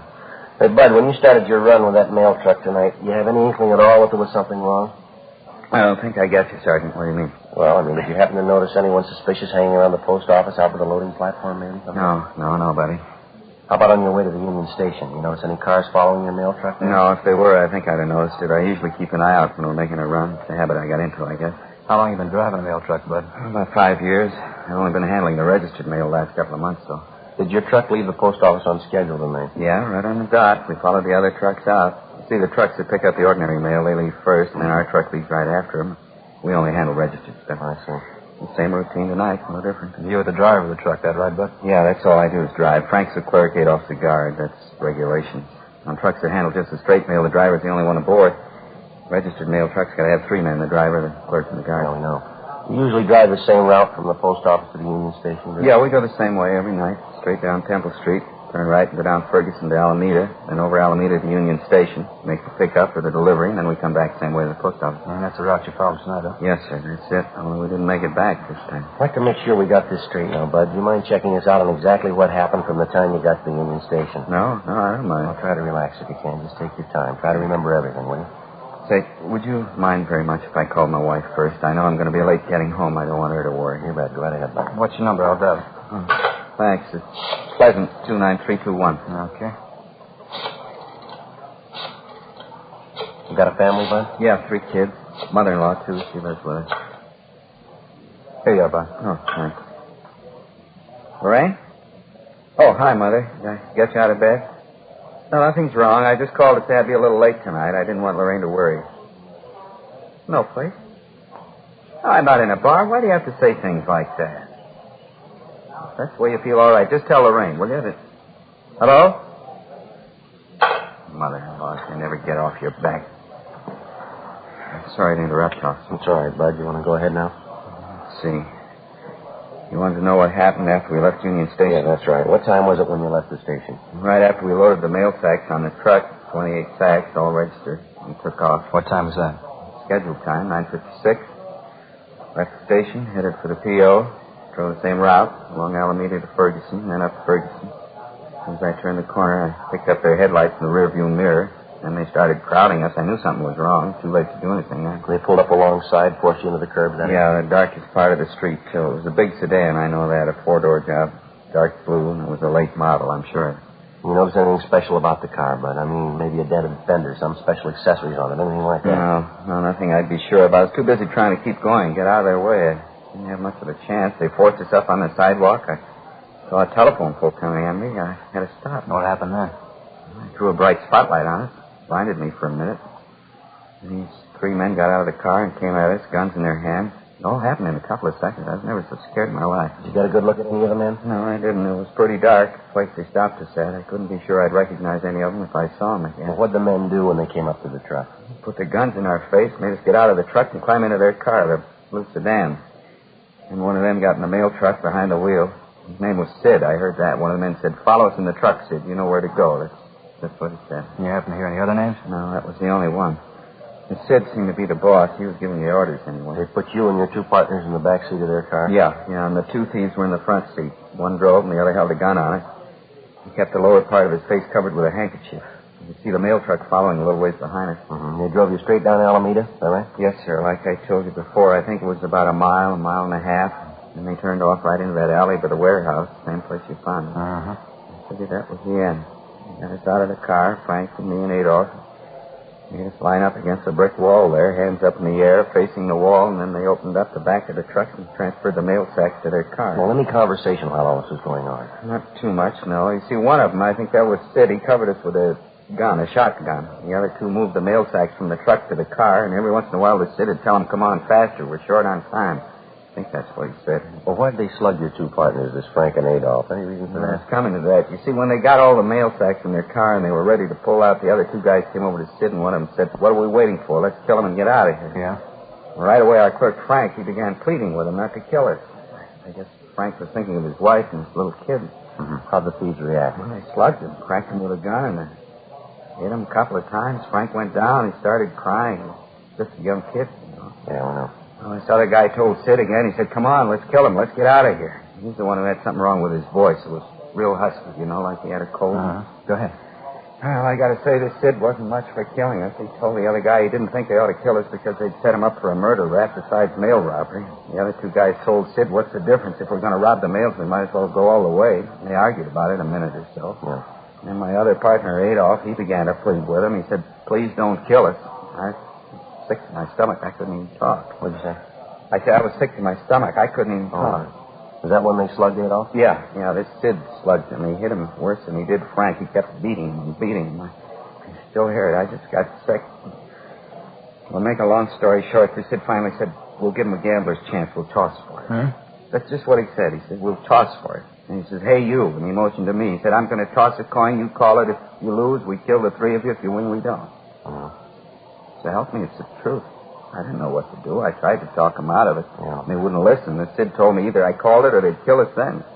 He took a coin out of his pocket and flipped it in the air. I called heads. Guess I don't have to tell you. I won. Something new for the book. How'd it go after that, Bud? Tied up the 3 of us and drove off in their car. About 15 minutes later that night, watchman found us and called you fellas. And you know the rest. And you're sure you wouldn't be able to identify any of the hold-up men if you saw them again? No. You're real sure? No, their general build, that's the only thing I'm sure of. This fellow Sid was tall and the thin side, about 45, 50 years old. The other two were fairly short, stocky. Like I told you, that one fellow's voice, deep and husky, I think I'd know him if I heard him talk to Jim. Excuse me a minute. Robbery, Friday. Yeah, Walt. How's it going? Uh-huh. Yeah, not much doubt. All right. Fine. Yeah, fine. The getaway car, they just found it. Where'd you? Up in Elysian Park, just off Riverside. What about the mail sacks? They find them, too? Yeah, every one of them. Empty.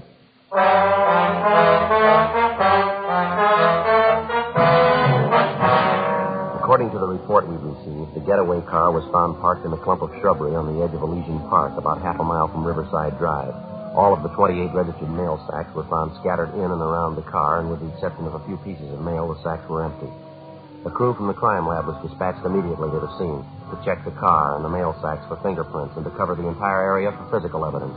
The mail truck was also gone over for prints at the point where it had been located. The officers at the scene, Sergeants Bitteroff and Gonzalez, continued the investigation on their end. 11:50 p.m.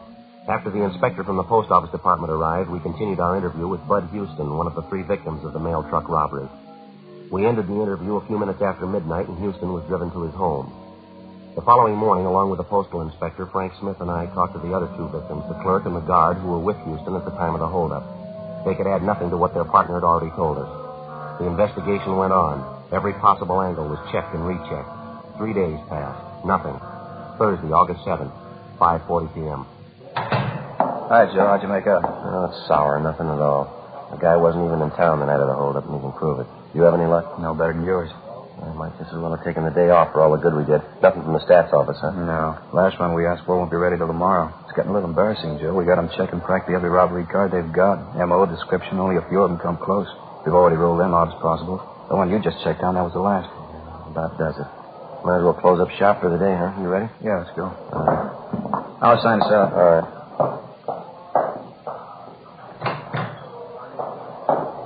Okay, Joe. That mail truck driver, Houston, he and his partners were in checking through our mug books again this afternoon. Oh, yeah, I forgot about that. They come up with anything? Well, they spotted one mug shot, Paroli from Quentin, only a partial ident. 3 of them couldn't even agree on that. I checked on the man. He's back in Quentin for a month. I can't say the 3 of them aren't cooperative. They've sure been working for us, haven't they? Hey, Joe, you in a hurry? How about watching up? Yeah, all right. Been a long time since we've had one start as slow as this one. We'll run into worse, Frank. Oh, I mean right from the start, Joe. We find the getaway car, plenty of prints on it. Can't get a make on any of them. Yeah, no. Find out the car was stolen. We checked the owner, location, leads nowhere. Prints on the steering wheel of the mail truck, parts of the mail sack, still no make. How tough can it get? Well, they might have something when their kickback comes through from Washington. The hold-up men weren't amateurs, we know that. Joe, you checked with Gonzalez and Bitteroff today. I didn't see him. Yeah, they're not doing much better than the rest of us. We got an informant out on the thing. He's supposed to have some word for him tomorrow and a couple of possibles. Hey, how about the money taken from the mail they got? List of the serial numbers on the bills going out to everybody? Yeah, revised list went out late last night. Copy sent all over the country. Right? Yeah, Mac, we're here. Call for him. Okay, thanks. Be right there. Okay? Let's go. All right. Hope this call means something, Joe. Wouldn't mind going late tonight. What do you mean? My sister-in-law, Florence, she's having me and the wife over for dinner, some kind of fancy pork dish. What's the matter with that? She never cooks anything until it's done. She likes things raw. Oh, that's all? Imagine what that roast pork's going to be like. We'll all end up with trichinosis. Yeah. Go ahead. Mac? Which one, Mac? 1, 2, Joe. Thank you. Friday talking. Yeah. Oh, yeah, John. Mm-hmm. You sure checked. Okay, fine. About 20 minutes. 20 minutes, yeah. Right, thank you. Anything, Joe?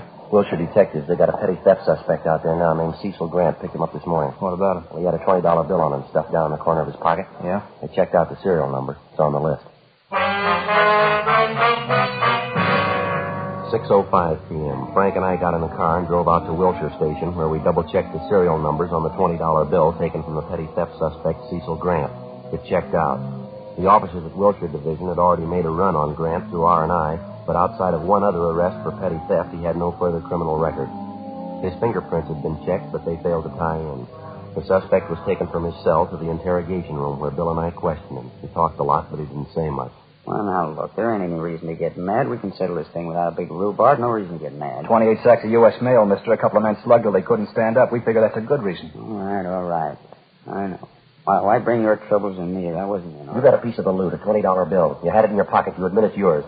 All right, so what? The holdup's still fresh. It ties you in close, Cecil. You're warm enough for us. What do you mean? What are you getting at? You don't need me to explain it. You got a piece of the loot. You say the bill must have been in your pocket for at least a day. That's right. Then it's a good chance you were in contact with the thieves. Either that or you're one of them. I'm not. You know that. Couldn't have been there. I got an alibi. Now, face it, Grant. You're not going to alibi that $20 bill. Now, how about it? I don't know. I told you I don't know. If it's not your job, you better check us out, Cecil. Robbing the U.S. mail. I think you know what that gets you. I don't know. Money was in my pocket. I just don't know. 25 years, 30, maybe 35. If you're not in, why fool with it? How about it, Cecil? I'm not in. You know that. Then what about the 20? What about it? Well, this is the way it happened. Guy owed me a 20. Owed it to me for 6 months, maybe more. Tuesday he came around, paid off. Gave me that bill you got. This last Tuesday? That's right. Thought it was funny, but he's a nice guy. I didn't want to make trouble. How do you mean? Well, when he paid me the 20 back, he said, well, look, here, the bill isn't phony, but don't let it out for a couple of days. Bill's okay, but just sit on it, maybe a week or two. That's just what he told me. Who was it? Where did we find him? He's a nice guy, friend. I don't want to make trouble. It's already made. Now, what about it? Johnny Carter, 380 Nashville Avenue, apartment 2.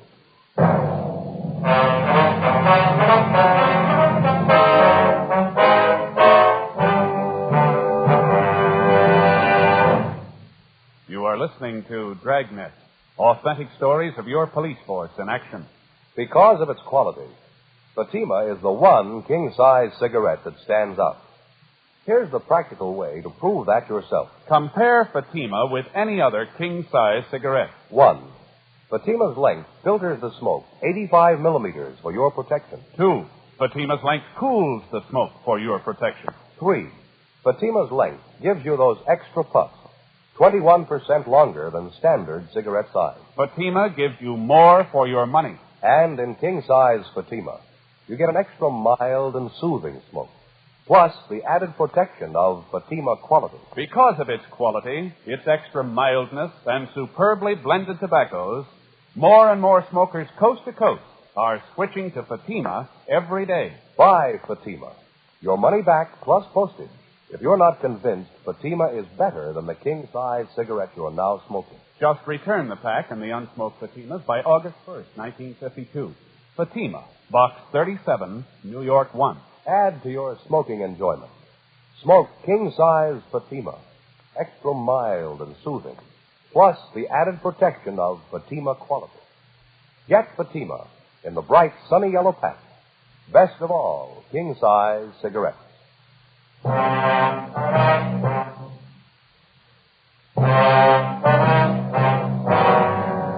August 7th, Thursday, 6:55 p.m. We called R&I, but they had no make on the name John Carter. My partner, Frank Smith, and I left Wilshire Division and headed out to check on the address given us by the theft suspect, Cecil Grant. The 300 block on Nashville Avenue was in West Hollywood, just below Melrose.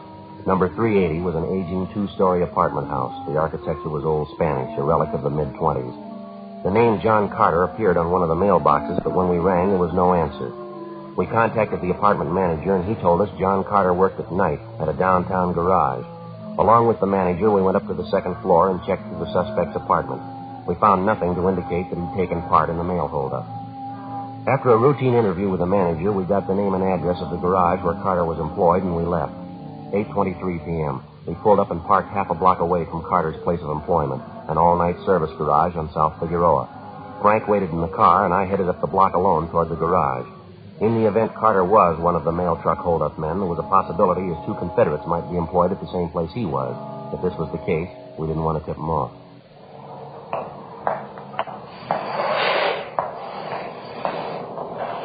Hi.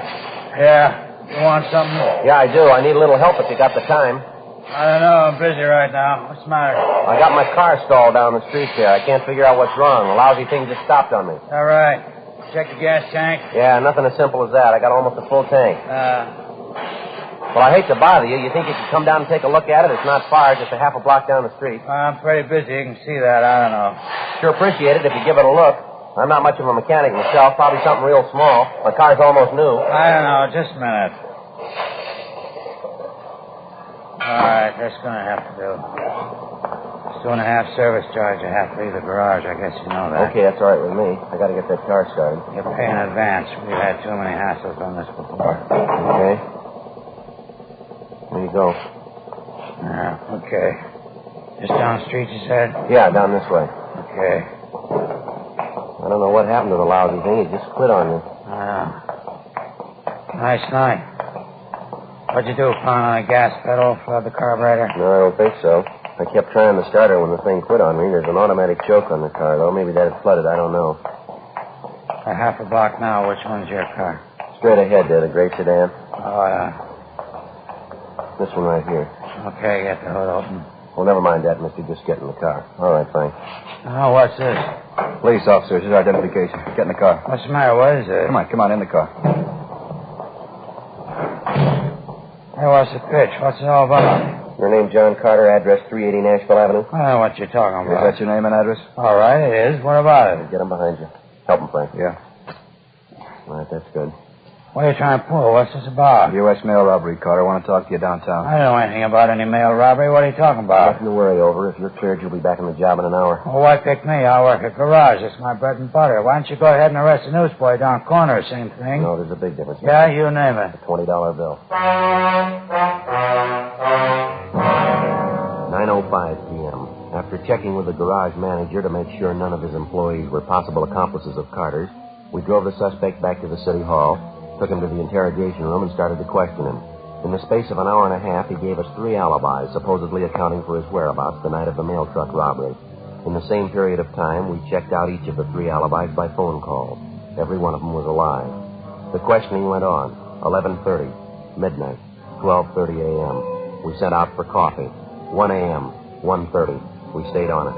2 o'clock, 2:30, 3 a.m. It was like any other interrogation. It's a lot tougher to keep asking the questions than to answer them. We were as tired as the suspect, but he had one big advantage. We had to keep pressing, and we couldn't afford to show our fatigue. All he had to do was to say no and refuse to answer the questions. At a few minutes before 5 a.m., we called a halt to the interrogation, but not before we gained a point. Apparently, by a slip of the tongue, Carter gave us the name of the girl he was keeping company with and also her place of employment. After we booked Carter on suspicion of 211 PC, and after we picked up 2 hours' sleep, we located the girlfriend, a Grace Nelson, at her place of employment, a telegraph office at Alpine and South Flower.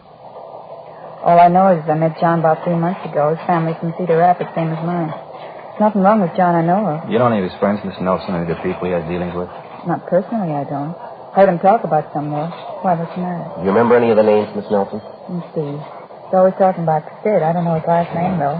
Don't know where you'd find him. And then there's Sammy. I don't remember his last name either. I met Sammy once, but I don't know where he stays. You notice anything unusual about Mr. Carter the last week or so, ma'am? I mean, anything peculiar, anything out of the ordinary? Anything peculiar? No, I don't think so. John's been just as nice as ever to me. I like him very much. Matter of fact, it's been nicer than he's ever been. How do you mean, miss? Well, for my birthday, last Wednesday. Yeah. And he was so sweet about it. I mean, really sweet. He gave me $400.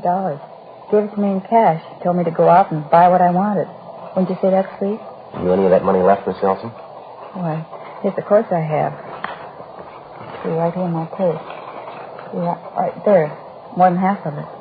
Carter tell you where he got this money, Miss Nelson? Gambling game. He said he wanted a card. What's wrong? Serial numbers, ma'am. This money was taken in a holdup, U.S. mail. We've got a pretty good reason to suspect Carter. You mean John's a thief? That's how he got the money? I can't believe it. Wait, it's true, ma'am. So hard to believe. I hope you don't think I had anything to do with it. I mean, robbing people, nails. Are you sure it's John Carter you want? Yes, ma'am, we're pretty sure. We understand you were pretty close to him. He said the two of you were going to get married. I don't know. We did have it set at one time, but now I don't know. I mean, I have people in this town, my whole family. I couldn't let this get out now. You're willing to admit the $400 you got came from John Carter, the same bills that he gave them to you? I don't know. I love John. I want to hurt him. I really love him. Tell me the truth. What's going to happen? Well, he's going to be charged with robbery, ma'am, holding up a U.S. mail truck, taking 28 sacks of registered mail. John Carter? That's right, him and 2 others. I'd like to ask you one more question, miss. Do you have any idea what Carter was up to? The robbery, I mean? Me? Of course not. No idea at all. I love John. I loved him for what I thought he was. I'd go through anything for him. I love him. Just wouldn't make any sense, though, would it? Ma'am? Going to jail for him. Just common sense. You can't love anybody that much. That afternoon, we had the suspect, John Carter, brought from his cell to the interrogation room where he was confronted with the testimony of both Cecil Grant and Grace Nelson, two of the people he'd given some of the stolen money to. Another hour of interrogation and Carter broke. He admitted taking part in the holdup and gave us the name of his partner. He named as the leader and mastermind of the robbery a Sidney Grover at an address in Highland Park. Frank and I checked it out. Yeah? Police officers, you Sidney Grover? Yeah. I'm not feeling so well. Can't you come back later? Not feeling well at all. It's kind of important, Grover. Like to talk to you downtown? Come back later, huh? A little later on. I got so many troubles right now. Please. I'd like to talk to you about a holdup, Grover. Mail truck. We got the two men who worked it for you. They gave us the whole story. 2 men? What do you mean? Can't you see I got troubles? Please don't bother me. Come back later, huh? Bad trouble. You better get your coat, Grover. Got to talk to you downtown. Look, don't you understand? My son's left me. My only boy. He packed his bag. He walked out. He left me. Afraid that's your problem, mister. He said he didn't want any part of me. He had an argument. He didn't like what I was doing. A big argument. He slapped my face. My own boy. And he walked out. Slapped my face. All right, you want to get your coat? Yeah, okay. Mail job. Is that it? Got the other two? Yeah, we got them. All right. No argument. I didn't try to run away. I guess you can see that. My boy said it was a crook. We argued. He slapped me. Walked out. How come, Sergeant? I wouldn't know. Let's go, Grover. It's our story, huh? Old man trying a mail robbery. I'm 55. I don't look it, do I? Kid slapped my face. He said I was a crook. I couldn't get him back, my only boy. Wish he hadn't called me a crook. But it's our story, isn't it? Yeah, it's sour. Let's go. The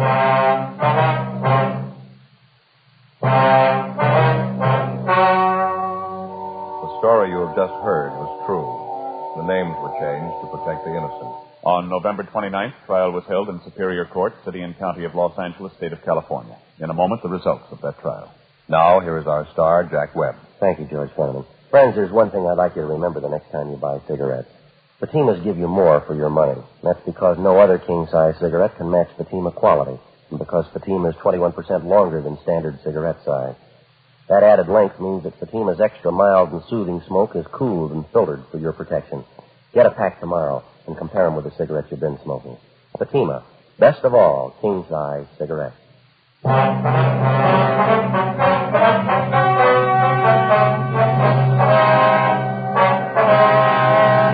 Sidney Allen Grover, along with his two accomplices, John Harold Carter and Samuel Maxwell Johnson, were tried and convicted of robbery in the first degree, 1 count, and assault with a deadly weapon, 1 count.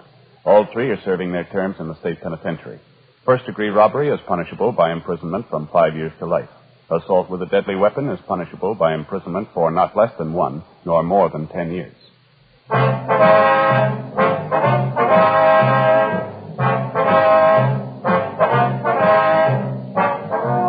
You have just heard Dragnet, a series of authentic cases from official files. Technical advice comes from the Office of Chief of Police W.H. Parker, Los Angeles Police Department. Technical advisors, Captain Jack Donahoe, Sergeant Marty Wynn, Sergeant Vance Frazier.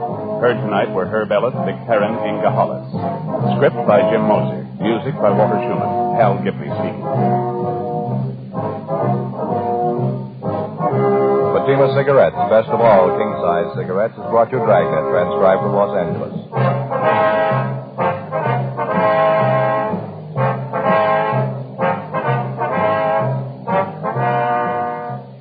Now, it's Counter Spy on NBC.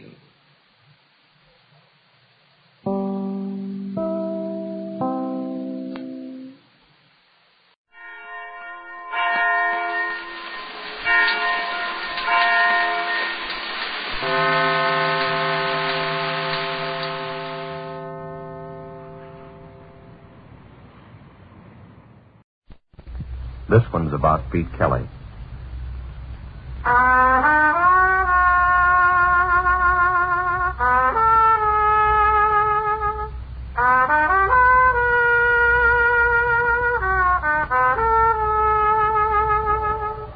It's about the world he goes around in.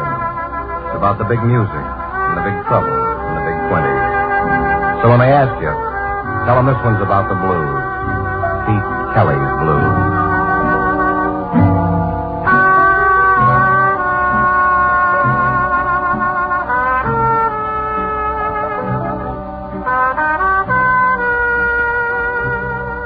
Pete Kelly's Blues. starring Jack Webb, with story by Joe Eisinger and music by Dick Kepner.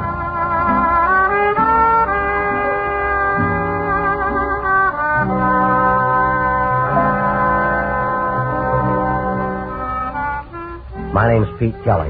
I play cornet. You'll find us at 417 Cherry Street, Kansas City, on the Missouri side. It's a standard speakeasy. The slot in the front door is regulation size, just wide enough to frame a suspicious eye, and the bottoms of the shot glasses aren't quite thick enough to reach the top. It's a well-run, orderly crib, the kind of a place the local prohibition agents can bring their wives to. The lease is owned by George Lupo. He's a fat, friendly little guy who always has his hand in his pocket. We start grinding every night about 10, and we play till Lupo runs out of inventory. But that's all right with us. He lets us play the kind of music we like. And on the breaks, he doesn't care how many nickels we throw into the pianola. Our nickels, his pianola. We were winding up the second set last night when Little Izzy came in. Little Izzy's a cab driver who's been working the joints up and down Cherry Street. He's carted more drunks than Lupo ever counted in his wildest dreams. And once a week he lights a candle to Mr. Volstead. But last night, Little Izzy wasn't hauling a lush. She was a white-haired, gentle old lady, the motherly type that Mary Carr plays in Over the Hill. She looked around the crib nervous and bewildered as Little Izzy eased her down at the small table near the bar. He smiled at her as gently as Little Izzy can smile and started for the bandstand.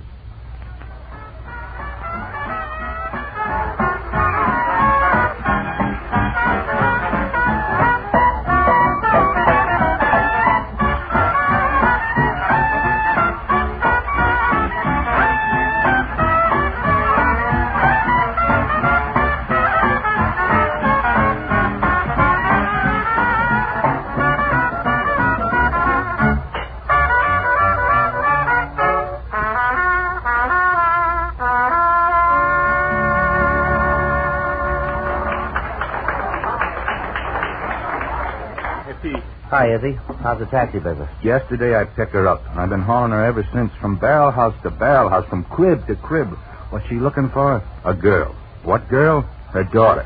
Who's her daughter? A singer. What's her name? June Gould. June Gould. You know? You know this male?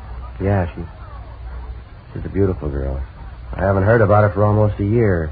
She used to sing over at Morey's. So where's she now? You know, huh? Where's she now? I don't know. 6-2-0. Every crib we hit, yeah, sure, I remember June Gould, but where's she now? 6-2-0. Well, look, maybe I can... Look, Izzy, tell the old woman to wait. Maybe I can send up a flare. Oh, thanks, Petey boy, I got it. So good. All right. Pete? Let's go. Yeah, Red. That June Gould? Beautiful gal? Yeah. Ever hear Nails Norton? Yeah. Used to torch for her with a 1,000-watt torch. So? So she wouldn't give me the coffee that spilled in a saucer. So? I wouldn't go asking around about it. So let's do the number, huh? So sure. All right. Whispering, good and bright.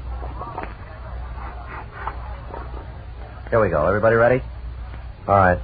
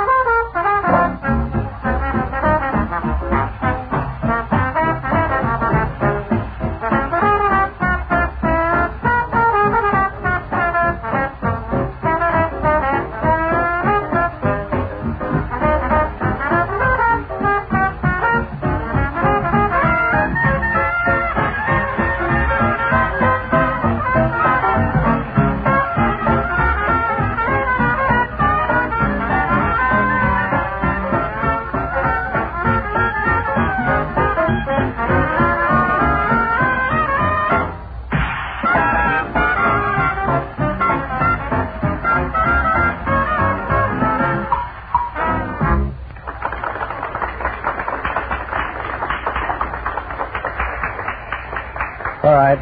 Take 5. Use some nickels, huh, Red? Oh, man, that Lupo, he's going to get rich off us. Petey, this is Miss Gould. How do you do, Miss Gould? Mrs. Gould, this is Pete Kelly. Mr. Kelly. Mr. Kelly here said he'll take care of everything for you, Mrs. Gould. Well, I didn't exactly say Your that. worries are over now, Mrs. Gould, so I'll leave you with Mr. Kelly and good luck. No, Izzy, wait a minute. Wait. Mr. Kelly, I don't know how to thank you. You've given me new hope. I was ready to... Sure, all right. Now, come on. It's going to be all right, Miss Gould. Don't cry. I'm sorry. But it's so hard to... Oh, come on now. Let's unglue it. Tell me about it, huh? Well, my little girl, June, she was always a very beautiful child. We lived alone in Cleveland. Her father died when she was a baby. She always had a lovely voice. She came here to Kansas City to get a start as a singer. When was this? 2 years ago. Last I heard, she was working in a place called Maury's. Uh-huh. She would write to me every week. Always send me a check for support. Oh, she's a good girl, Mr. Kelly. And I'm so worried. How long haven't you heard from her? Oh, it's been more than 6-7 months now. No letters at all. But each week a money order. But no letter. Each week you get a money order? From her? Well, I don't know. There's no letter, no name. Just a money order to support me. And I finally saved enough to come here to look for her. Yeah, I see. Oh, I've tried everything, Mr. Kelly. Yeah. All right, you wait here, Mrs. Gould. I'll buzz around. Maybe I can come back with some answers for you. And, Mr. Kelly. Yeah. I beg you to promise me. No matter what the answers are, you tell me the truth. Yeah, sure.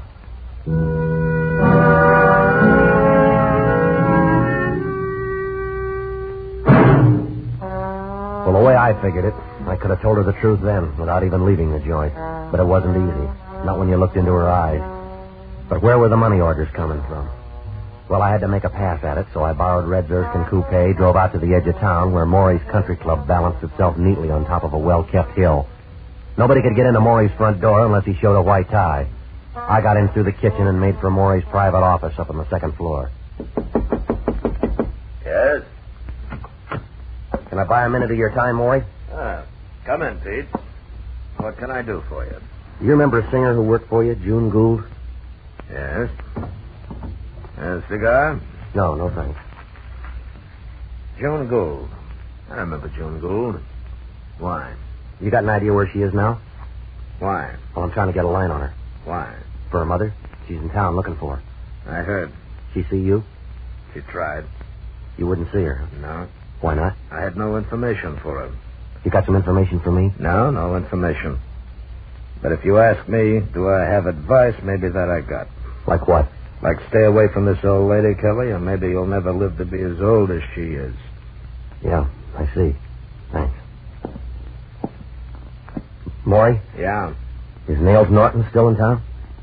You know something, Kelly? Yeah. I can't figure how you live to be as old as you.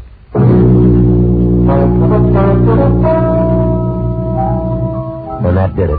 As clearly as he could, Maury was trying to tell me to go back to Lupo's, pick up my horn, and blow myself to a comfortable old age. And I agreed with him. That was the smart thing for me to do. Go back to 417 and forget all about June Gould. So I hustled the Erskine back downtown, cut across the 12th Street Bridge to the Kansas side, jolted down Boulder Road to Fat Annie's place and Maggie Jackson. Maybe more than a few people in town knew what had happened to June Gould, but if there was anybody who knew and who would tell me, it'd be Maggie Jackson. Maggie was just going into a number when I walked in. You're just in time, Pete. I need some strong support. Hi, Maggie. How about helping me through one course of What Have I Done? I didn't bring my horn. How about Artie Hamilton's? He's in the back room. He won't mind. Here. Well, okay. Wait a minute. You better let me try an A here. It's a little loud. Just a minute. Okay, just a second. All right, I guess we can try it. All right. What have I done?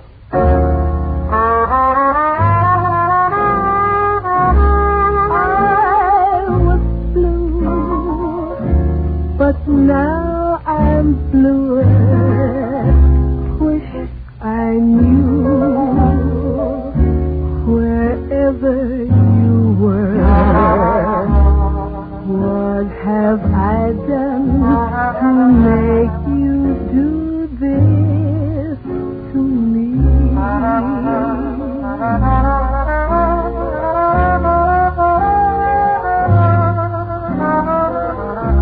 Can't we do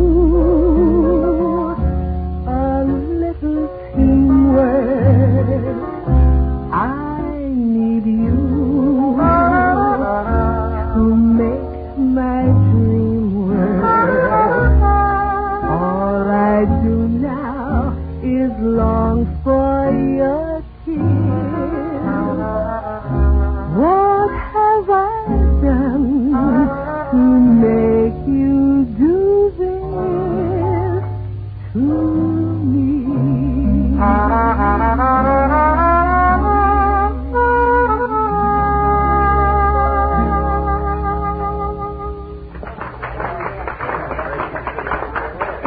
Nice, Petey. Thanks a lot.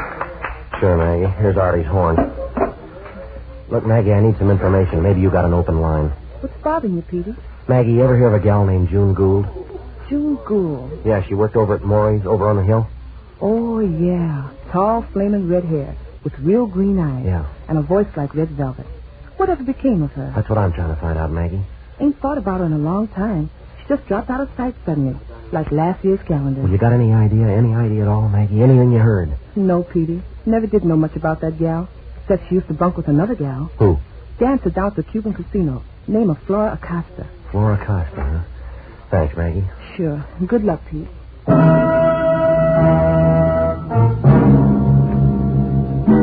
Well, the Cuban casino is a minor league trap over in Spanish Town. They deal strictly for the natives who are homesick for their own rhythm. Flora Acosta was just going into her big finish. I folded myself into a corner and waited.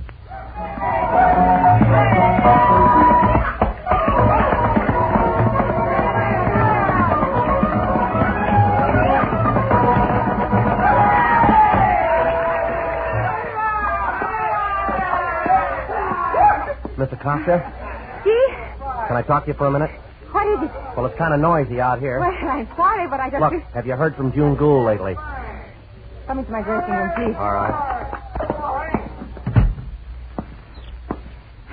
Hello, little bird. Oh, you're such a happy little bird. Excuse me, senora. Another costume for my next number. Sure, it's all right. Now, tell me, who are you? Pete Kelly. I play cornet over at 417 Cherry. Oh, yes. Now I know. Well, I was told that you used to live with June Gould. See, that's right. You know where she is now? No.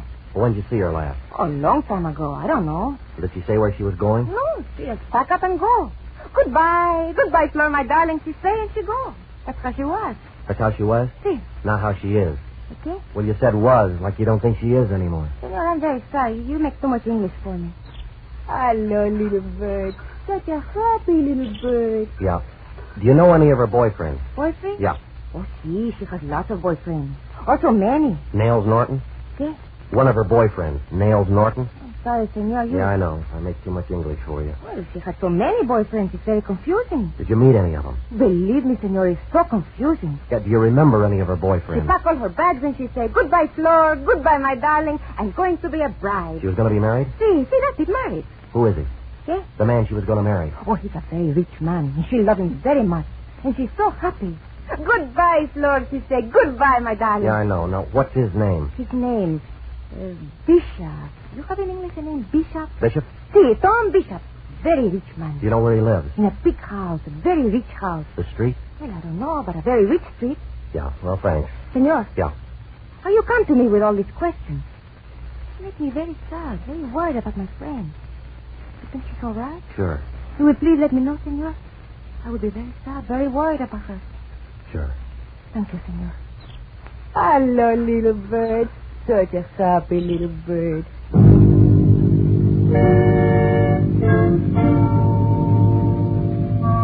Well, I left the happy little bird and found me a city directory. Thomas Bishop, Vice President, Grundy Savings Bank and Loan. Residence, 440 North Camberwell. Well, the house was set well back from the street, surrounded by an ornate iron fence and $1 million worth of shrubbery. I made the long trip to the front door on foot, punched the door buzzer. Yeah? Mr. Bishop? Yeah. My name's Pete Kelly. Is Mrs. Bishop at home? What do you want with her?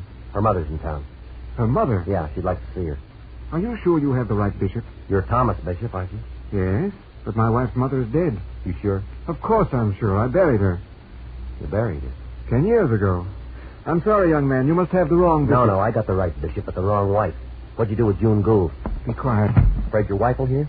What do you want? I want to know what happened to June Gould. Please, Mr. Kelly, not here. Police headquarters suit you better? I beg you, come away from the house. All right. Now, come on, tell me about it. Mr. Kelly, I assure you... I don't want assurances. I want information. Where's June Gould? I don't know. You were going to marry her? It was a misunderstanding. You mean you already had a misunderstanding, wife, huh? June knew I was married, but we loved each other. We were going to run away. And what happened? I don't know. Now, come on, you're going to have to do better than that. We decided we'd made all the arrangements, and I never saw her again. I never heard from her. I searched everywhere, tried everything, but without success. Please believe me, Mr. Kelly. I'm telling you the honest truth. And you never got a line on her? No lead at all? Nothing. Except a vague rumor that she'd been seen with a man named Maxie Finn. Maxie Finn? The two-bit bookie? Yes. I was shocked when I learned what he is.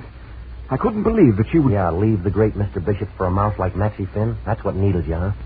No, Mr. Kelly. I don't blame you for thinking that. But the truth is, I loved her. She was the most beautiful woman I'd ever seen.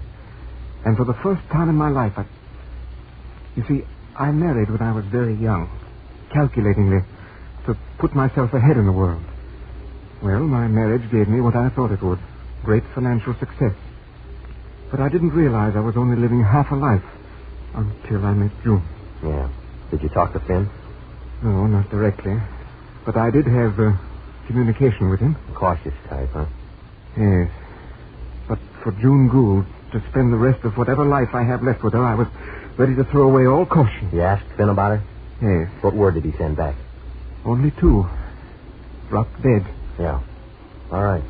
I'm going to buy your story, but if it doesn't hang together, I'll be back for another one. Well, I knew where to find Maxie Finn, at the dice table in back of Sartori's garage. I pointed the Erskine for downtown KC. Maybe Bishop's story would hang together, and maybe it wouldn't. Traffic in back of Sartori's garage was heavier than out front. The crap table was getting a big play. I spotted Maxie Finn's pasty face hanging over the $1 line. And the number is 5. Make the point or break the joint. And the man throws. Days in the week, pass the dice and make some ice. All right, get aboard, boys. Get aboard. Get aboard. I got to talk to you. I'm on the roll. And the dice read. Days in the week, 7 a man's down. Pass the dice and make some ice. Everybody wins. Everybody plays. Lay it on the line. We pay it on the line. Nothing but throwouts, all. All right, let's get over here, Finn. It's important. What's your problem, Kelly? Right or wrong, I go along. All right, Kelly, I'm on the sock. My arm's cooling off. What's the hustle? June Gould. What? June Gould. You lost me. You sent word the Bishop dropped dead. I send you the same. All right, come on. What happened to June Gould, Maxie? To me, you read like boxcars. Goodbye, Kelly. Come here. Now, where is she? All right, come on. What'd you do to her? Nothing. I see her for maybe a couple of months, that's all. Why didn't she meet Bishop? She never said. Where'd she go after she left you? I don't know. But you got a pretty good idea. You got all I know. All right. Maybe I can get a line. I'll call you. I'll try and I'll call you. All right, at Lupo's. Yeah, I promise, at Lupo. Just to make sure you keep your promise, Maxie, here's a nickel. If you don't use it, I'll be back to take it away from you.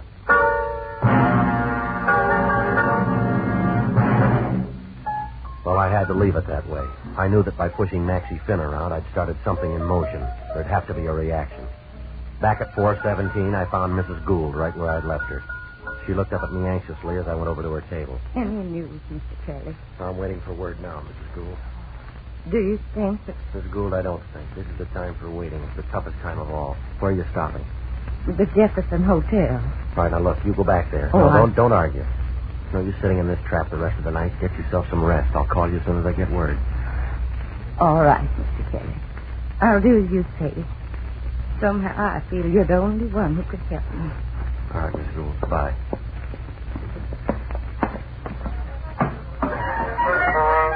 All right, let's hold it down. Hold it down. Come on, Petey. Let's get with it. We lost all our business without a nickel. All right. What's up? Blues and B flat. All right, I'll give you the pickup.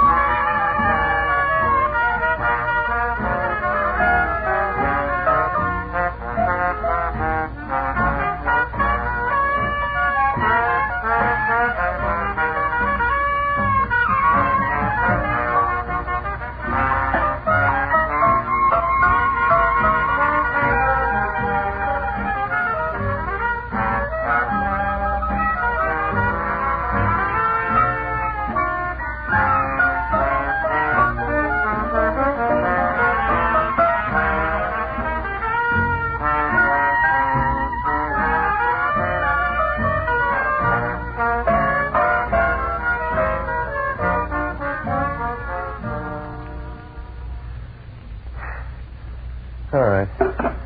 Petey. Yeah. Nails Norton. Heading this way. Yeah. Kelly. Yeah? Come down off of there. What for? They're squirrels.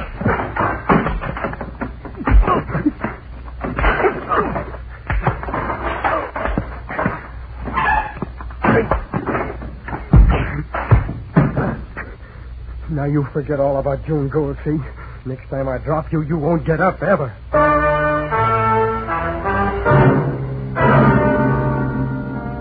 Well, I pulled myself together from all corners of the joint, raced for the Erskine, walloped it downtown to Sartori's garage. I felt no pain, nothing but a wild, flaming anger. I had all my connections, from Maggie to Flora, to Bishop, to Finn, to Nails. Finn to Nails Norton. Finn kept his promise all right. He'd used the nickel, but not to call me. The crap game was still hot, but Maxie Finn had lammed. I tore around town and finally caught up with Finn in the back room at Joe Donegan. He saw me coming, turned a dirty gray, and tried to duck out the back. He never made it. The first word I threw at him was a right from the floor. All right, Maxie. Please, Kelly. Stop it, Kelly, stop it. All right. You called Nails Norton. I had to. You told him I'm looking for June Gould. Now, give me the truth. 725 Baltimore. Louder. June. 725 Baltimore. The truth, Kelly, the truth. 725, room 6. All right, Maxie. If you ain't leveling this time, I'll break you in two.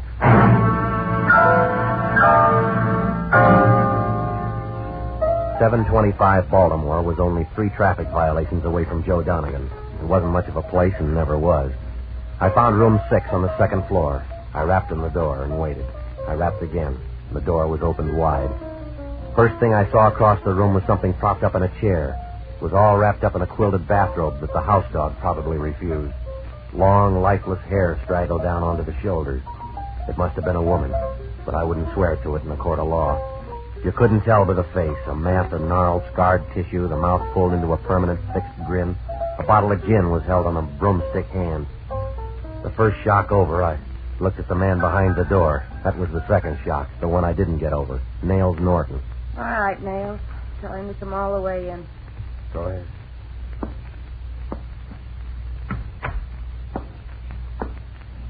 You got a strong stomach, Kelly?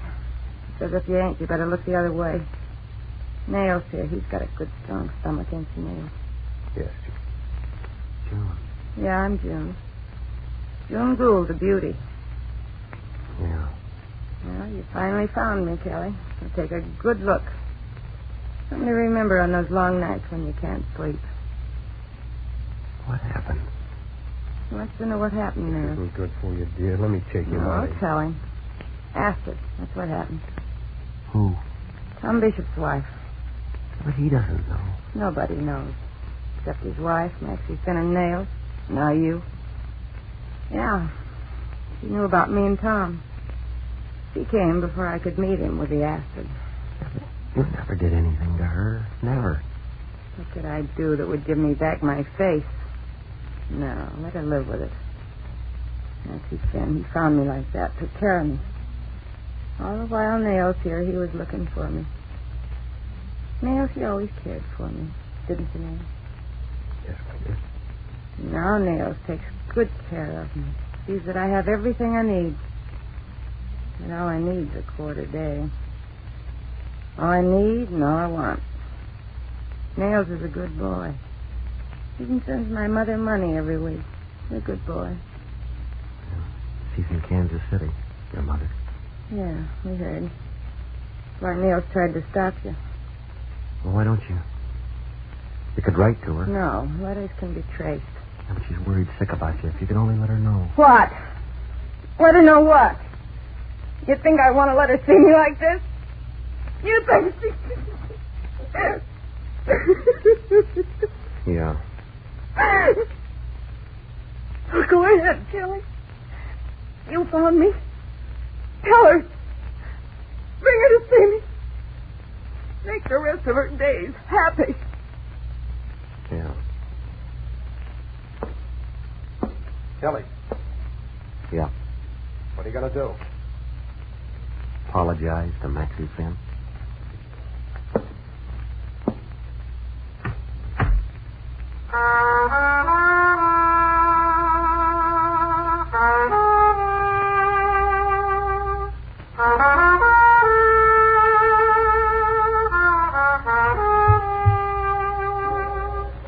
Pete Kelly's Blues, starring Jack Webb, with story by Joe Eisinger and music by Dick Cathcart. Scoring by Matty Matlock.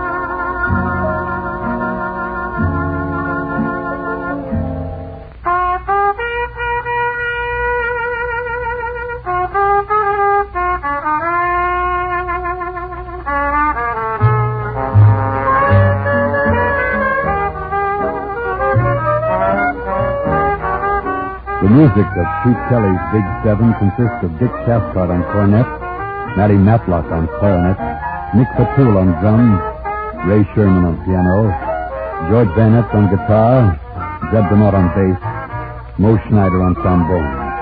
The songs of Maggie Jackson were written by Arthur Hamilton.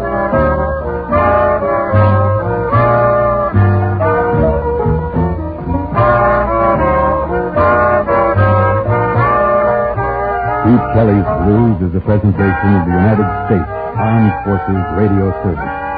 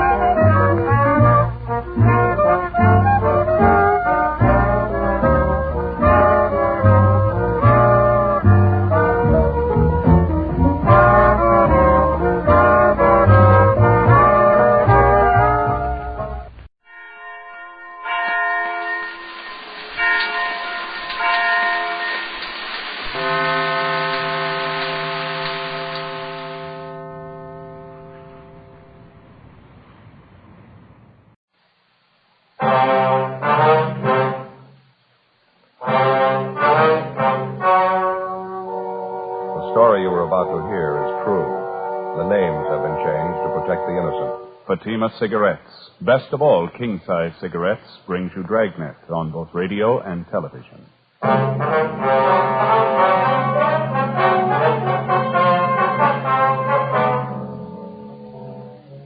You're a detective sergeant. You're assigned to Wilshire Division, Vice Detail. An informant sends you word about an extortion racket going on in your area. The victim, a bookmaker. The suspect, a police officer. Your job, check it out. Compare Fatima with any other king-size cigarette. Yes, compare Fatima with any other king-size cigarette. 1. Fatima's length filters the smoke 85 millimeters for your protection. 2. Fatima's length cools the smoke for your protection. 3. Fatima's length gives you those extra puffs, 21% longer than standard cigarette size. Fatima gives you more for your money. And in king-size Fatima, you get an extra mild and soothing smoke, plus the added protection of Fatima quality. Buy Fatima in the bright, sunny yellow pack. Best of all, king-size cigarettes.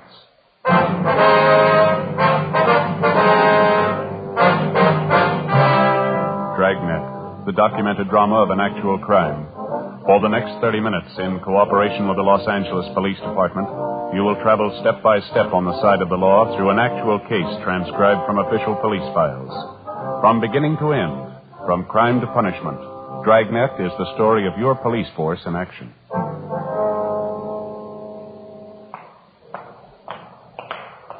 It was Tuesday, October 18th. It was hot in Los Angeles. We were working the day watch out of Wilshire Division, Vice Detail. My partner's Frank Smith. The boss is Captain Hayes. My name's Friday. We were on the way downtown from the office, and it was 9:35 a.m. when we got to the felony section of the main jail, the interview room. Sit down, Mr. Ross. Hi. Got your message when we checked in this morning. What's it about? Well, I finally made up my mind. I've had enough of this. Say, either one of you got a cigarette? I left mine back in the cell. Yeah, sure. Here you are, Lawrence. Oh, thanks. You bet. Here's a match for you. Now, what's the story? What's on your mind?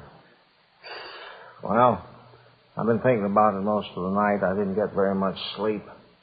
So you remember yesterday? I mean, when you arrested me? Yeah. Well, it's just like I told you then. I'm not trying to kid anybody. I admit it. I've been taking a few bets. It wasn't any big operation, though. You know that. They're just laying off a few bets for my friends, people in the neighborhood. We know all that, Lawrence. We went through that yesterday, didn't we? Yeah, I know. I just wanted to make sure we got it straight. We're not any big operators. We just ran the bookmaking as a sideline. Mm-hmm. Business hasn't been too good lately. Had to make it up somehow. Sorry, Lawrence. We can't feel bad about it. You were tagged for making book before. You should have learned your lesson. Oh, I know. I'm not singing the blues. I'm not trying to alibi. I didn't call you down here for that. Well, then, what's this all about? Well, like I told you, I've been thinking about it a lot. I didn't sleep hardly at all last night. I finally made up my mind, though. I'm going to get it off my chest if it kills me. All right, what's that? I'm no stoolie. I don't want to get anybody in trouble, but there's one thing I believe in, and that's playing it square, no matter what you do. Just like now, Sergeant, I ain't beating about the arrest. You know that. What are you getting at? What do you want to tell us? Oh, all right. Here it is. You know what the record is. I stood a pinch for bookmaking a year and a half ago. I got the thing all squared away, and it came back to my business. I learned my lesson. I didn't want any more trouble, so I laid off the books. All right, fill us in. What about this policeman? I'm getting to it. Just a minute. Hey, I'm sorry. You got another cigarette, please. I'm a little jumpy this morning. Yeah, I'll show you. Thanks. Oh, thanks a lot. Well, like I was saying, when I cleared up the last beef, I forgot all about the horses. I was off them for good.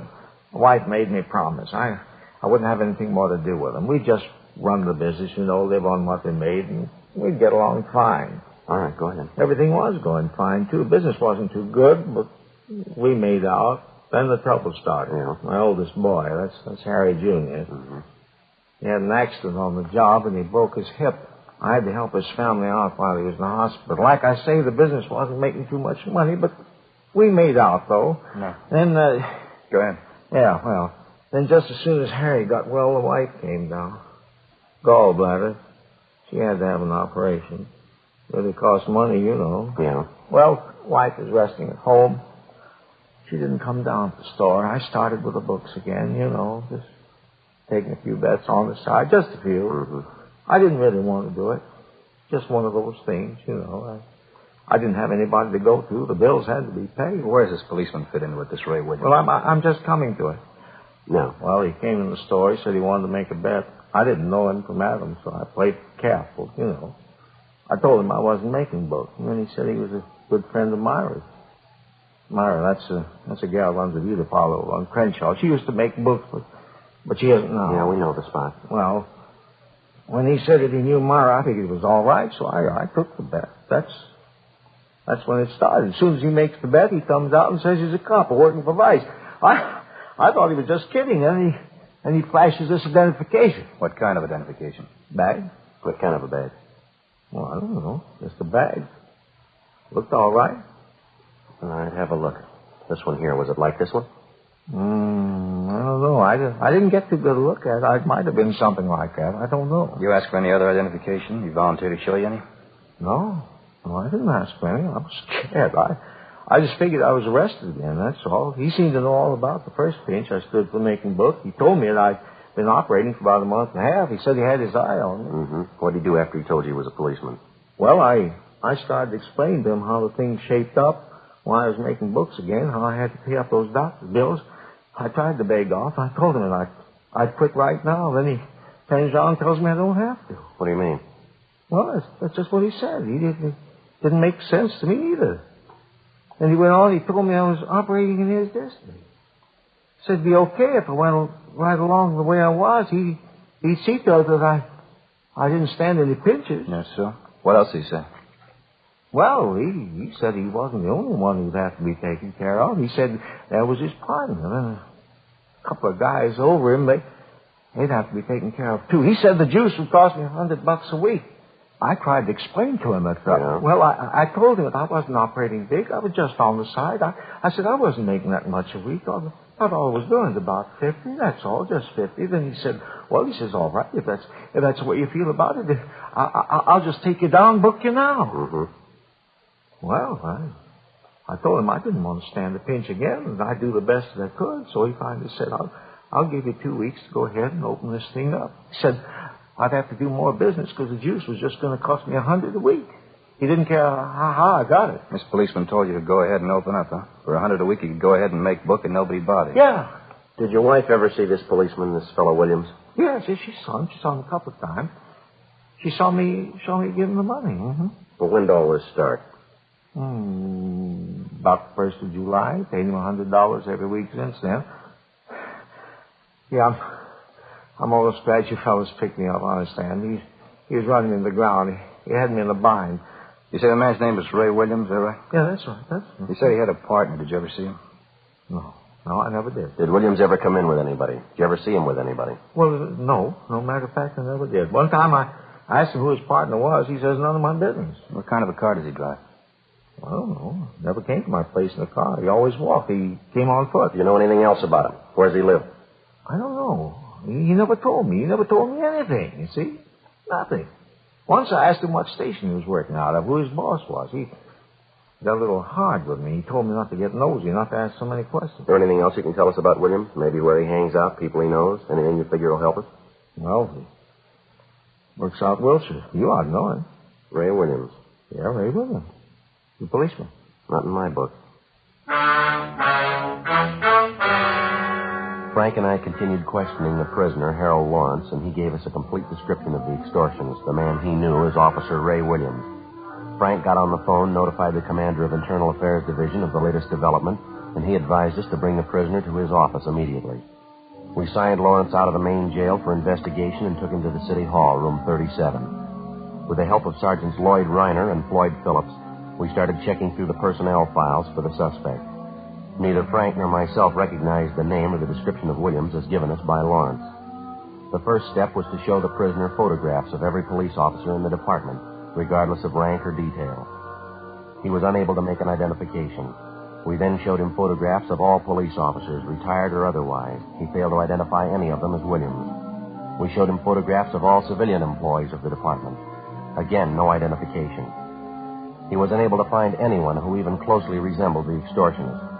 Not satisfied with this, the prisoner was shown photographs of all law enforcement agencies' personnel in the area. The same results. No identification. 4:18 p.m. While Reiner and Phillips continued checking on their end, we returned the prisoner to the main jail, and then Frank and I drove out to see his wife, Mrs. Mildred Lawrence. We located her at Lawrence's place of business, a small pet shop just off Wilshire Boulevard.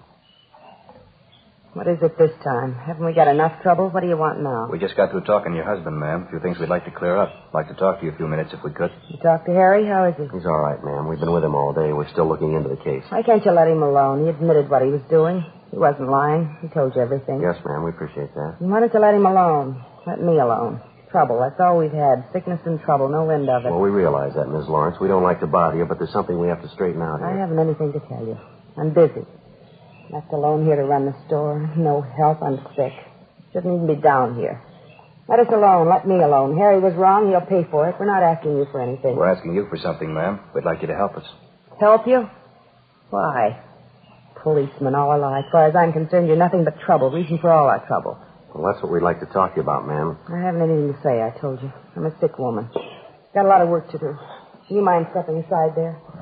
Got this whole bin of dog food to package up. Can't just stand around and talk. Poor little pups have to be fed. Haven't even cleaned a litter yet. We appreciate how you feel, Ms. Lawrence. We won't take up too much of your time. Can't you give us just a few minutes, now, please? You listen to me. I've tried to be nice to you. I've got no reason to either. I could tell you a lot of things about policemen, things you wouldn't want to listen to. You think you're so smart. Maybe Harry was doing wrong, but he's not the only one. I could tell you plenty if I wanted. Well, that's what we're here for, ma'am. We told you we were with your husband all day. Then why don't you let me alone? Talked to one cop already today. I told him to stay away, and you do the same. I told him just what I thought of him. Low-down thief. Who was this policeman you talked to today? You know who he is. He was the same place with you.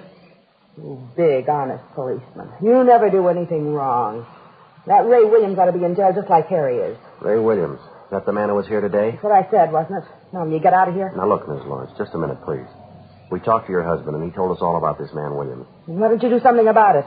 Go get him and put him in jail, just like you did Harry. That's what we're trying to do, if you'll just help us. Williams isn't a policeman. What do you mean? Yes, ma'am. That's what we've been trying to tell you. We talked to your husband. He told us the whole story. How can you tell? How do you know he's not a policeman? He's not, ma'am. We're sure of that. Harry said he was. Showed Harry his badge. Well, that doesn't make him a policeman, ma'am. We had your husband look at pictures of every officer in this area. He convinced himself that Williams isn't a policeman. Well, if he isn't a policeman, who is he? That's what we want to find out. Will you help us? Mrs. Lawrence?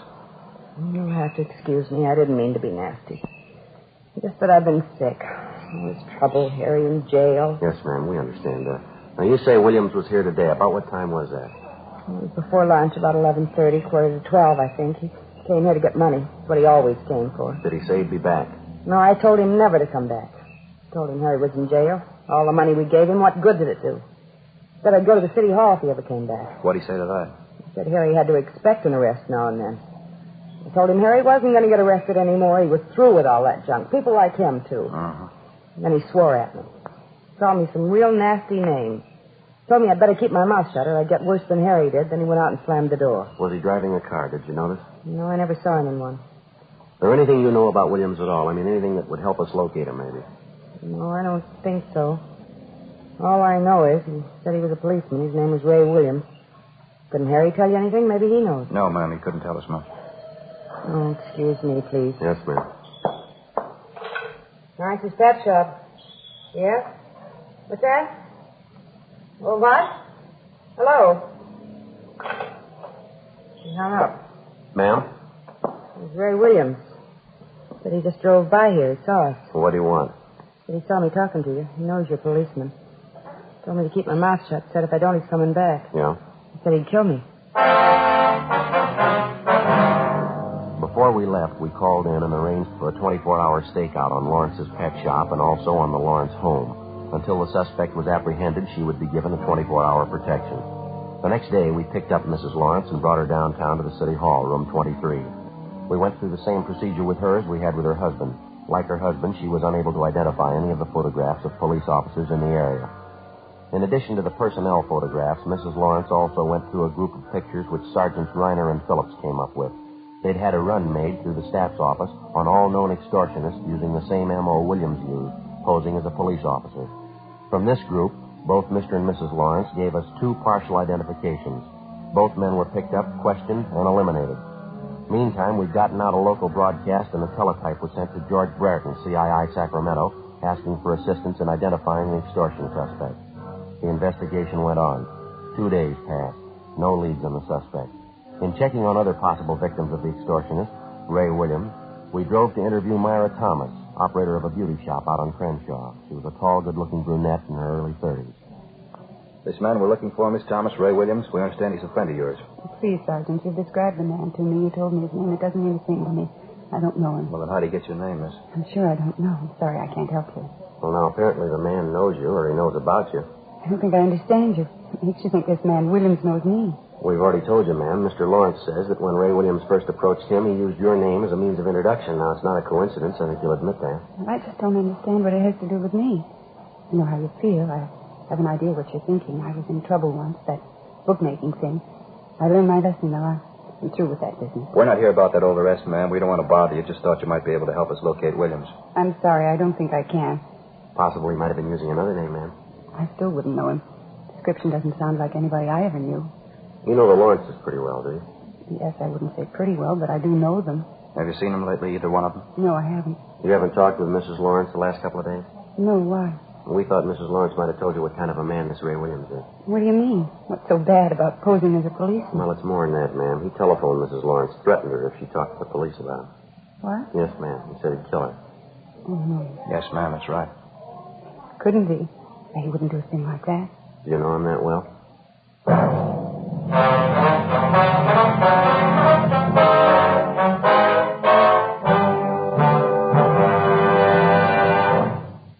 You are listening to Dragnet, authentic stories of your police force in action.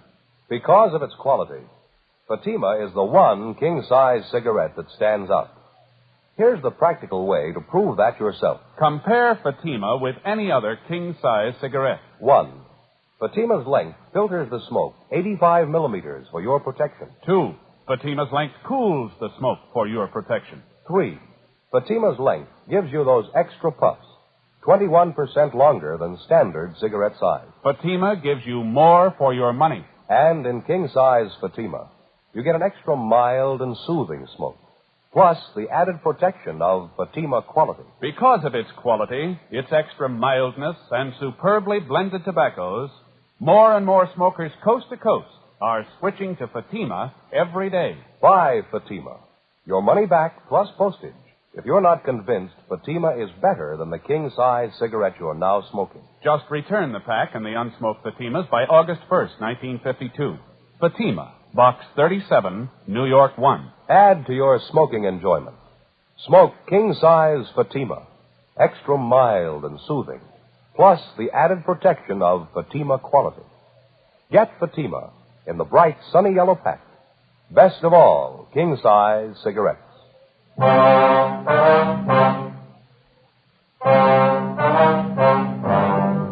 The idea of an extortionist posing as a policeman to obtain money certainly was nothing new. The idea is as old as crime itself. It's one of the most vicious types of extortion in the eyes of law enforcement agencies because so many such cases go unreported to proper authorities by the victims. Usually, the victim is a person of circumstances with something to hide. The extortionist discovers the person's secret by one means or another, and he begins the never-ending process of draining the victim of his last dollar, all under the guise of being a police officer. If the victim's intelligent enough, at the first approach by the extortionist, he takes the matter to the proper authorities.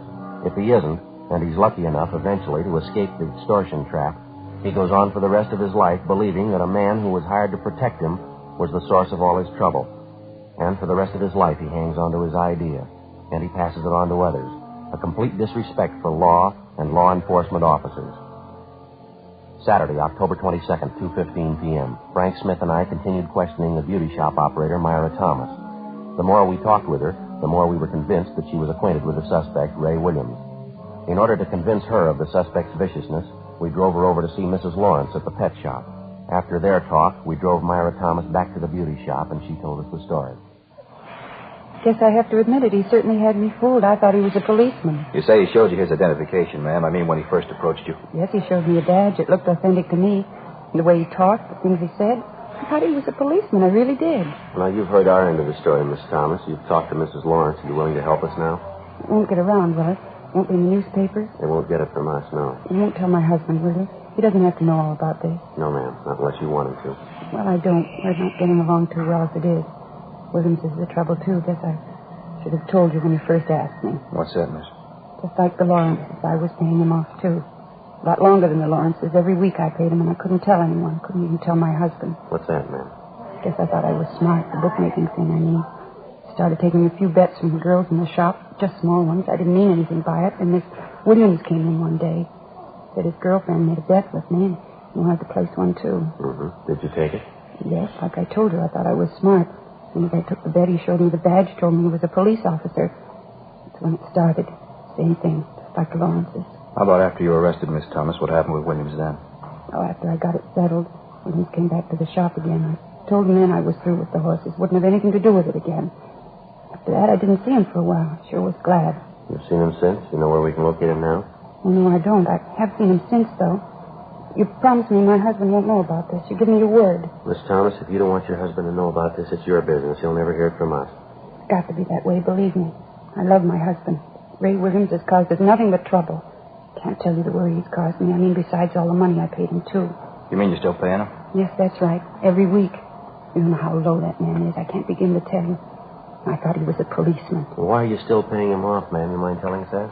No, I guess I don't mind. I've gone this far. All right. It was while my husband and I were separated. We had a fight. We were separated. Started going out on dates. Nothing serious. One night I was out with a fella from out of town. Nice fella. Ray Williams saw me and a fella sitting in the car. Parking lot right in back of the bar. We were necking. Williams come by and he knew that I saw him. I see. There wasn't anything wrong, really. I love my husband. He wouldn't understand about the fella that night, though. I mean, if Williams ever told him. That's what he's been holding over your head, Henry? Yes, it's more than a year now. I've paid him every week. I'll tell you the truth, Sergeant. I can't go on much longer. I can't. Well, you don't have to worry about it anymore. Just help us locate the man. That's all you have to do now. Well, I don't know where he lives, but I know he's going to contact me. He always does. And that's what we'd like to know. How does he contact you? He phones usually once a week, maybe every other week. Calls me and tells me to meet him someplace and bring the money, $50 every week. Do you have a regular time that he calls you? No, almost any time. It's never the same day, never the same place I meet him. I haven't heard from him in over a week now. He should be calling pretty soon, I guess. Mm-hmm. Usually call here, or does he phone you at home? Both places. He seems to know where to reach me. I don't know what I'm going to do this time. I just don't know. Ma'am? I haven't got the money for him. I'm broke. $4 or $5. That's all I have. Well, don't worry about it. But he's going to want his payoff. You know that. What am I going to do? This time it's on us. Before we left Myra Thomas at the beauty shop, we had a definite understanding that as soon as she heard from the extortionist, Ray Williams, she was to call us immediately, any time of the day or night. Then we called the office and made arrangements for stakeouts to be placed both at the beauty shop and at Myra Thomas's home in case Williams decided to contact her in person. The Thomas woman was given a plain envelope containing $50 in marked bills, which she was to hand over to the suspect the next time he demanded his regular payoff. 2 days went by. Tuesday, October 25th. No word on the suspect. Thursday, the 27th. Still no word. Saturday morning, October 29th. I got it. Right. Vice detail, Smith. How's that? Oh, yeah. I see. Hold on, huh? Pencil, Joe? Yeah, here you go. What was that place again? Okay. The time? Mm-hmm. Yeah, surely. About half an hour. Yes, ma'am. We'll be there. Goodbye. What you got, Frank? Anything? Yeah, Myra Thomas. Yeah? He wants to see us. I told her we'd be over in about half an hour. What's the deal? Williams called her. He wants his money. 11:15 a.m. Frank and I got in the car and drove out to see Myra Thomas at her apartment. She told us that the suspect, Ray Williams, had telephoned her shortly before 11 o'clock that morning and set up a date to meet her for his regular payoff at 10 o'clock that night. The designated meeting place was a small nightclub out on Santa Monica Boulevard. The Thomas woman was to meet Williams at the bar. We told her to get there a few minutes ahead of time, and if she happened to spot Frank and I in the nightclub, she was to give no sign of recognition. As far as the actual payoff was concerned, we instructed her to hand over the envelope containing the money to the suspect when he demanded it, without any argument. Shortly after 9 o'clock that night, Frank and I entered the nightclub and got a table directly adjoining the bar. It was a modernistic affair, lighted from below with a blue fluorescent lamp. A 4-piece orchestra was playing at the rear of the place. Nobody was dancing. Only a few of the tables were occupied, but the bar was doing a good business. We waited.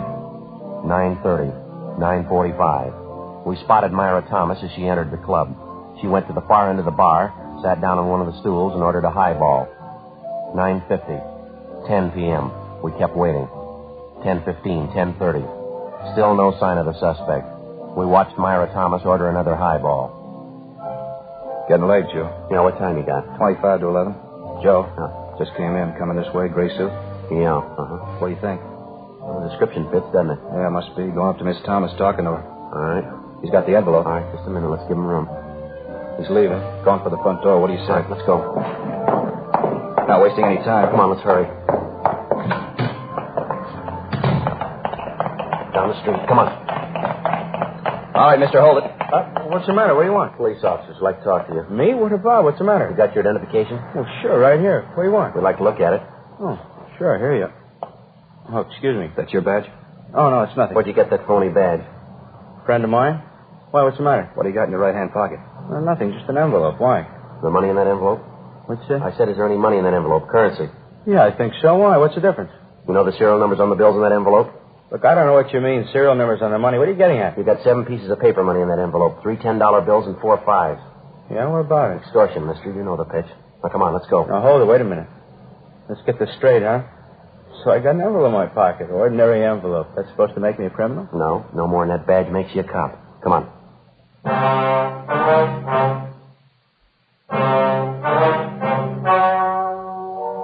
The story you have just heard was true.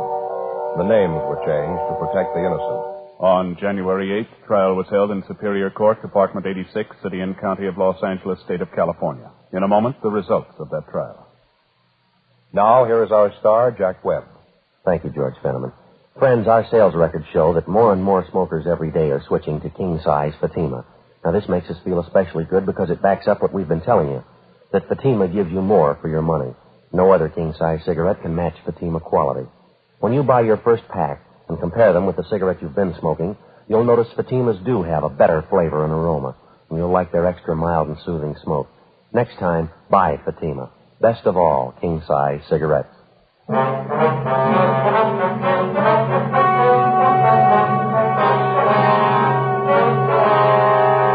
Raymond Edward Williams was tried and convicted of extortion, 1 count, and impersonating an officer, 1 count. He received sentences as prescribed by law and is now serving his term in the state penitentiary. Extortion is punishable by imprisonment for not less than 1 nor more than 10 years. Impersonation of an officer is punishable by a fine of not more than $1,000 or by imprisonment for not more than 1 year or by both such fine and imprisonment.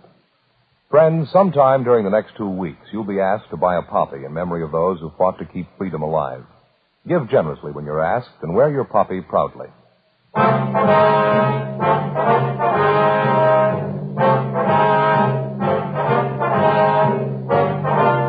You have just heard Dragnet, a series of authentic cases from official files. Technical advice comes from the Office of Chief of Police W.H. Parker, Los Angeles Police Department. Technical advisors Captain Jack Donahoe, Sergeant Marty Wynn, Sergeant Vance Frazier. Heard tonight were Herb Ellis, Vic Rodman, June Whitley. Script by Jim Moser. Music by Walter Schumann. Hal Gibney speaking. King-size Fatima, made by the same people who make popular Chesterfield cigarettes, has brought you Dragnet, transcribed from Los Angeles.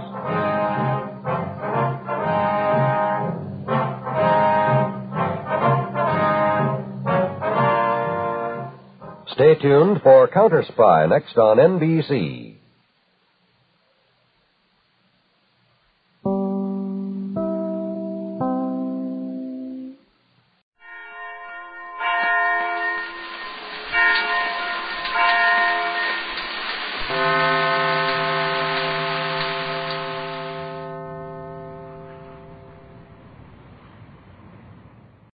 Ladies and gentlemen, the entire production staff and technicians on Dragnet wish to thank the American Weekly and the television editors of the various newspapers which distribute the American Weekly for voting Dragnet the best mystery drama on television for 1951-1952. Our deepest thanks for this fine recognition. The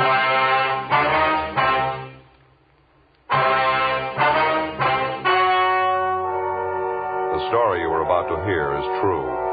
The names have been changed to protect the innocent. Fatima Cigarettes, best of all king-size cigarettes, brings you Dragnet on both radio and television.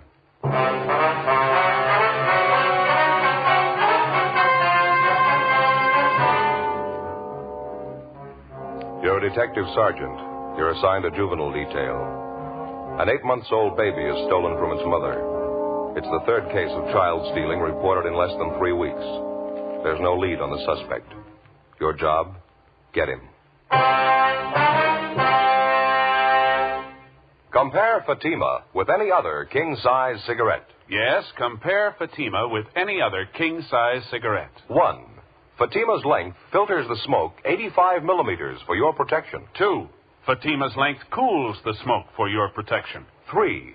Fatima's length gives you those extra puffs, 21% longer than standard cigarette size. Fatima gives you more for your money. And in king-size Fatima, you get an extra mild and soothing smoke, plus the added protection of Fatima quality. Buy Fatima in the bright, sunny yellow pack. Best of all, king-size cigarettes.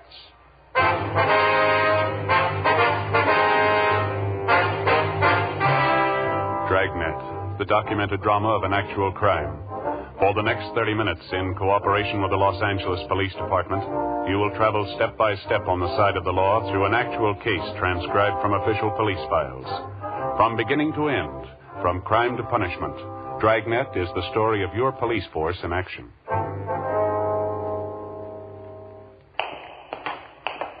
It was Wednesday, June 18th. It was warm in Los Angeles. We were working the day watch out of Juvenile Division.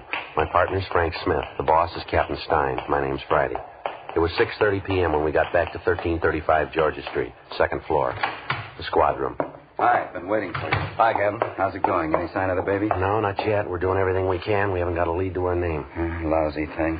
How's it stack up? Anything like the last two cases? Yeah, quite a bit. Same neighborhood, same general M.O. We checked with just about everybody in the vicinity. No one saw the baby taken. Happened about 10 o'clock this morning? 10:15. This Mrs. Donaldson drove down to the neighborhood shopping center to do her marketing.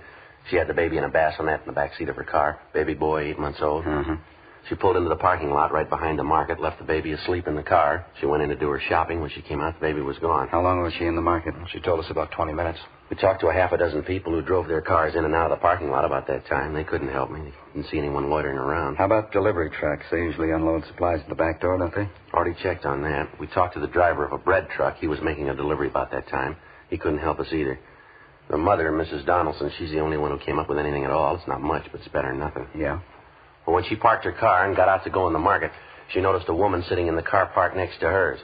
When she came back and found her baby was gone, she noticed that this woman's car was gone, too. Mrs. Donaldson described the woman for you? Yeah, she was middle-aged. She had gray hair. That's all she remembered. How about the car the woman was in? It was a green sedan.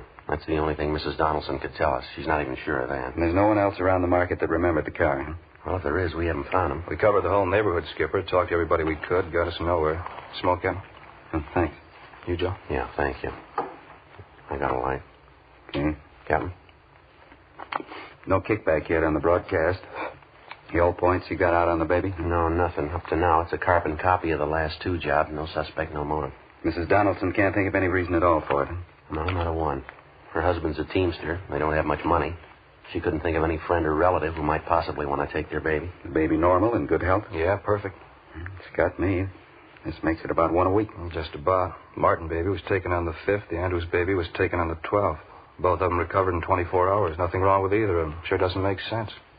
Must be a psycho case of some kind. I think we can go along on that. This one happened near 8th and Dinehart, that right? Yeah, same neighborhood as the other two. About a 12-square block area there. How about that lead you had on the old man out there? Did you exhaust that? Yeah, the old gardener? Mm-hmm. We double-checked him this afternoon. He wasn't anywhere near the market when the Donaldson baby was taken. How about the other two people you had your eye on? Either of them anywhere near the scene at the time? Neither one of them, Skipper. Both clear. How's it stand now? Well, we're doing everything possible. Dean Bergman went over the Donaldson car for prints. The bassinet, too. There's no word from him yet. Special detail from Metro Division still going over the neighborhood. Nothing from them either. No sign of any physical evidence, huh? I mean, besides any possible prints. No, nothing, Captain. The usual number of tips from people in the neighborhood. Checked on all of them. They went nowhere. Well, we've just about run the gamut on this thing. You have anything in mind? Well, Joe and I were kicking around an idea on the way back in. Figure it might be worth a try. I mean, providing we get the Donaldson case cleared. Yeah? Joe? Well, for one thing, we figure the neighborhood out there works in our favor. All three of the babies were taken in the same 12-square block area. It's the strongest part of the M.O. that we got to work on. Now, if we get good enough coverage in that area out there, it might lead somewhere. What kind of coverage?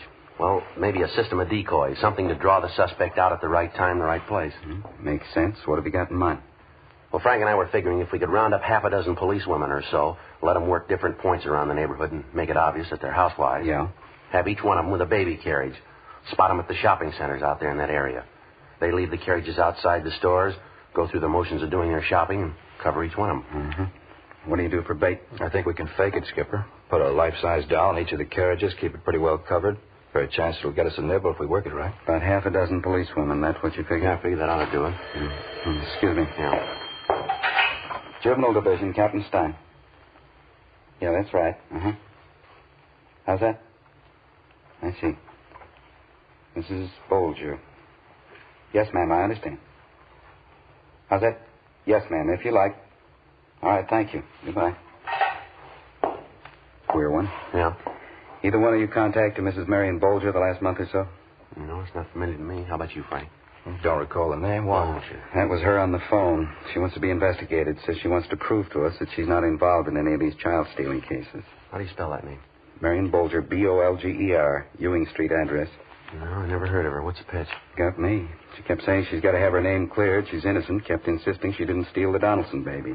Well, we didn't say she did. We don't even know the woman. You're going to. Check her out. We ran the name Marion Bolger through R&I, but there was no previous criminal record on her. 7:25 p.m. Frank Smith and I left the office and drove out to the Ewing Street address to interview the Bolger woman. Before we called at her home, we checked with some of the neighbors. Most of them had a favorable opinion of her. They described her as a pleasant woman, slightly eccentric. The only complaint was that the Bolger woman was very fond of children and that she kept most of the youngsters on the block well supplied with cake and candy, despite repeated objections from the youngster's parents. Other than that, they seemed to like her. 8:05 p.m., Frank and I called on Mrs. Bolger, and she ushered us into a neatly furnished living room. She was an older woman, possibly in her early 60s, dark brown hair streaked with gray. It's the honest truth, Sergeant. Anybody who really knows me would tell you I wouldn't do a thing like that. I love children. I want all of them to be happy. I wouldn't steal anybody's Just a baby. minute, Mrs. Bolger, please. Something we'd like to get straight. I don't care how it looks. I don't care what they say. I didn't do it. I didn't steal those other two babies. I didn't steal the Donaldson baby either. How'd you know the Donaldson baby was missing, ma'am? It just happened this morning. The evening paper. The whole story's in there. It's the first I knew about it to help me when I got my evening paper. Please, Sergeant, you got to believe me. All right, now try to take it easy, ma'am. What gives you the idea that we're accusing you of taking those babies? Well, you haven't yet. Not in so many words. You're thinking about it, though. I know that. You've been told. How do you mean, told what? You know what I mean. All those stories going around about me. And just because I like children, because I enjoy them, I understand them. Just because of that, they try to make me out a witch or something, trying to say I took those poor little babies. All right, just a minute, ma'am. Who said you took the babies? Down at the store this afternoon. I heard them. That grocery clerk and that silly Mrs. Murdoch. They laughed about it. Tried to make out there's only fooling. Well, I knew better. They weren't fooling. They meant it. Accusing me of such a terrible thing. I just don't know when I've been so upset. Well, now, what grounds would they have for saying anything like that, ma'am? I mean, even if they were fooling. Only because I love children, that's all. People in the neighborhood are the same way. They don't like me. They go around saying things about me. Just because I understand their children better than they do. Just because I know how to treat children. No, I think you got it wrong, Mrs. Bolger. The only complaint your neighbors have is that you treat children too well. A little too much candy, huh? Well, nothing wrong with giving a child candy. Good homemade fudge. I make it myself. Besides, how would you know about that? We talked to your neighbors, ma'am. They had a lot of nice things to say about you. Yes, I just bet they did. Nasty, dirty stories. They've been passing them all over the neighborhood about me. No, ma'am, you've got it wrong. Just let me show you. Come in here, this way, the dining room. Yes, ma'am. Look at that. Look at that. Yes, ma'am, it's very nice. You see how I decorated the table? Paper streamers all over the room. It was supposed to be a party for the children in the neighborhood. I worked a whole week getting it ready. I made the cakes myself, decorated them too. I made everything in my own kitchen. Candy, sandwiches. It took me a whole week. And they didn't even come. They didn't come. Ma'am? The neighborhood children. It was supposed to be for them. Special summer party I wanted to give them today. They didn't even come. The parents wouldn't let them. Not one of them. It's a crime. Terrible crime.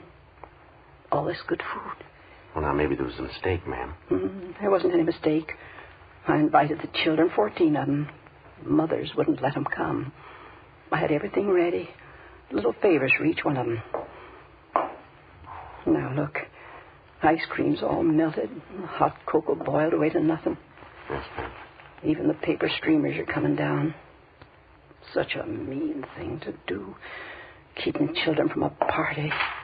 Such a mean thing. Well, we don't like to bother you, Mrs. Bolger. Just like to ask you a few routine questions, then we'll let you alone. Anything you want to know, Sergeant? Can you account for your time this morning, ma'am, between 9 a.m. and 11 a.m.? Yes, of course I can. I was right here in the house getting things ready for the party. My friend Aggie Benson was with me. She's a school chum of mine. She was helping me get things ready. Well, then you didn't leave the house at any time this morning, then? No, sir, I didn't. You can ask Aggie. She'll tell you. Do you have a car, Mrs. Bolger? Oh, my, no. I wouldn't know what to do with it if I had one. I never learned to drive. Why'd you want to know? Just routine, ma'am. Well, I guess we'd better be going, Frank. All right, sir. And you don't believe those stories, do you? I mean, just because I like children, I'd steal those babies. You don't believe that, do you? No, ma'am. We haven't any reason to believe it. I knew you'd understand. I wouldn't do a thing like that. I just love children, Sergeant. Never had any of my own. Living here by myself. No husband, lonely. Terrible thing being lonely. Yes, ma'am, yes. There's only one answer for it. Children. Big family. It's an old saying. It's very true. Ma'am. When you get to be 63, you want something else to wake up to beside the morning paper.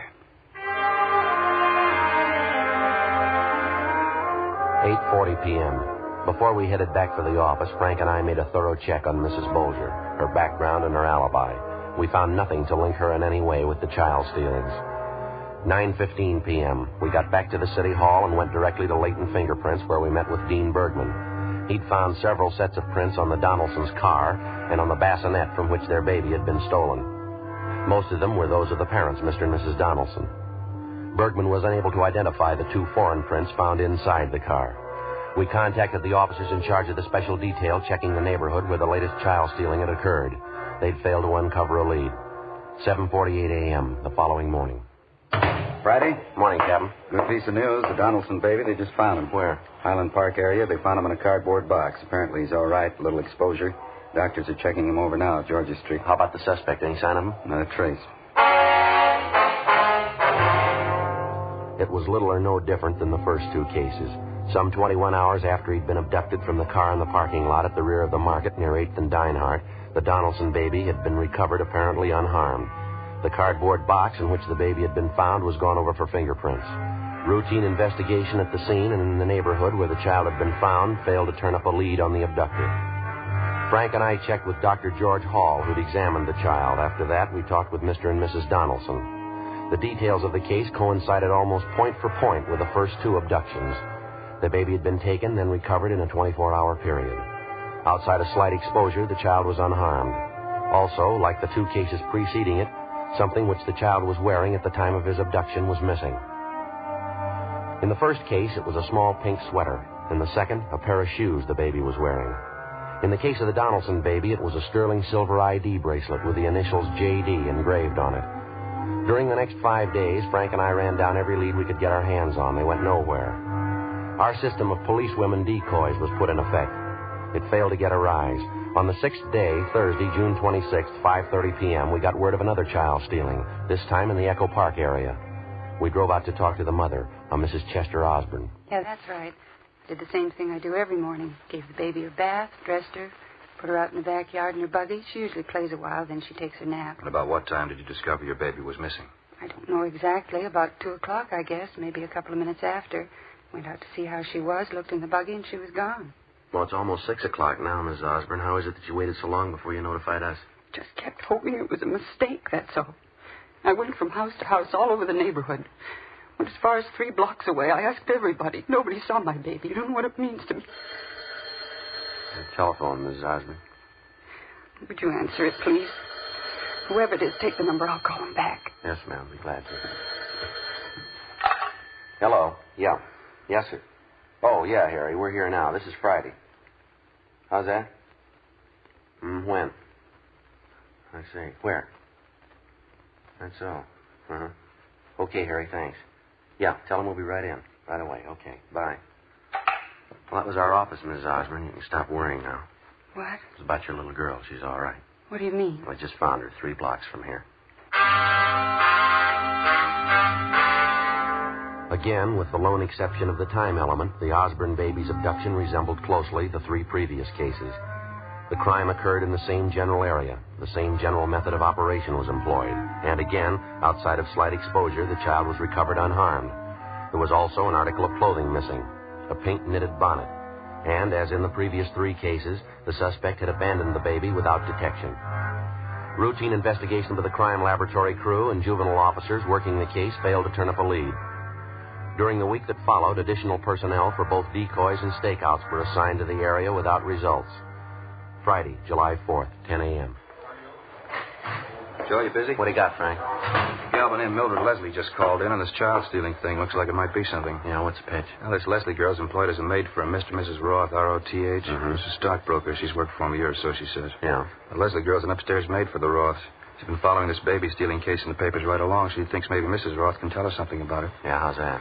Well, the Leslie girl was cleaning Mrs. Roth's bedroom yesterday. She came across a few things stored back in one of the closets, baby things. Pink sweater, pink bonnet, and a pair of baby shoes. She says they've all been used. They're not new.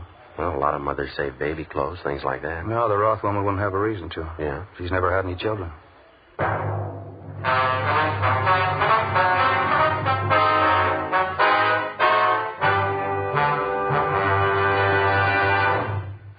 You are listening to Dragnet, authentic stories of your police force in action. The only way you can prove to yourself that Fatima is the best of all king-size cigarettes is to compare them with the brand you've been smoking. Yes, compare Fatima with any other king-size cigarette. 1.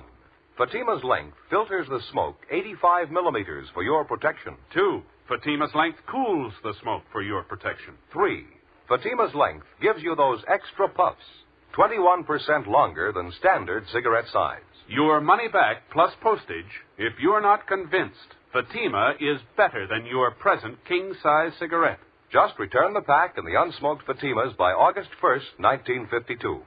Fatima, Box 37, New York 1. More and more of your friends are switching to king-size Fatimas every day. Compare them yourself tomorrow. Buy Fatima in the bright, sunny yellow pack and enjoy the added protection of Fatima quality.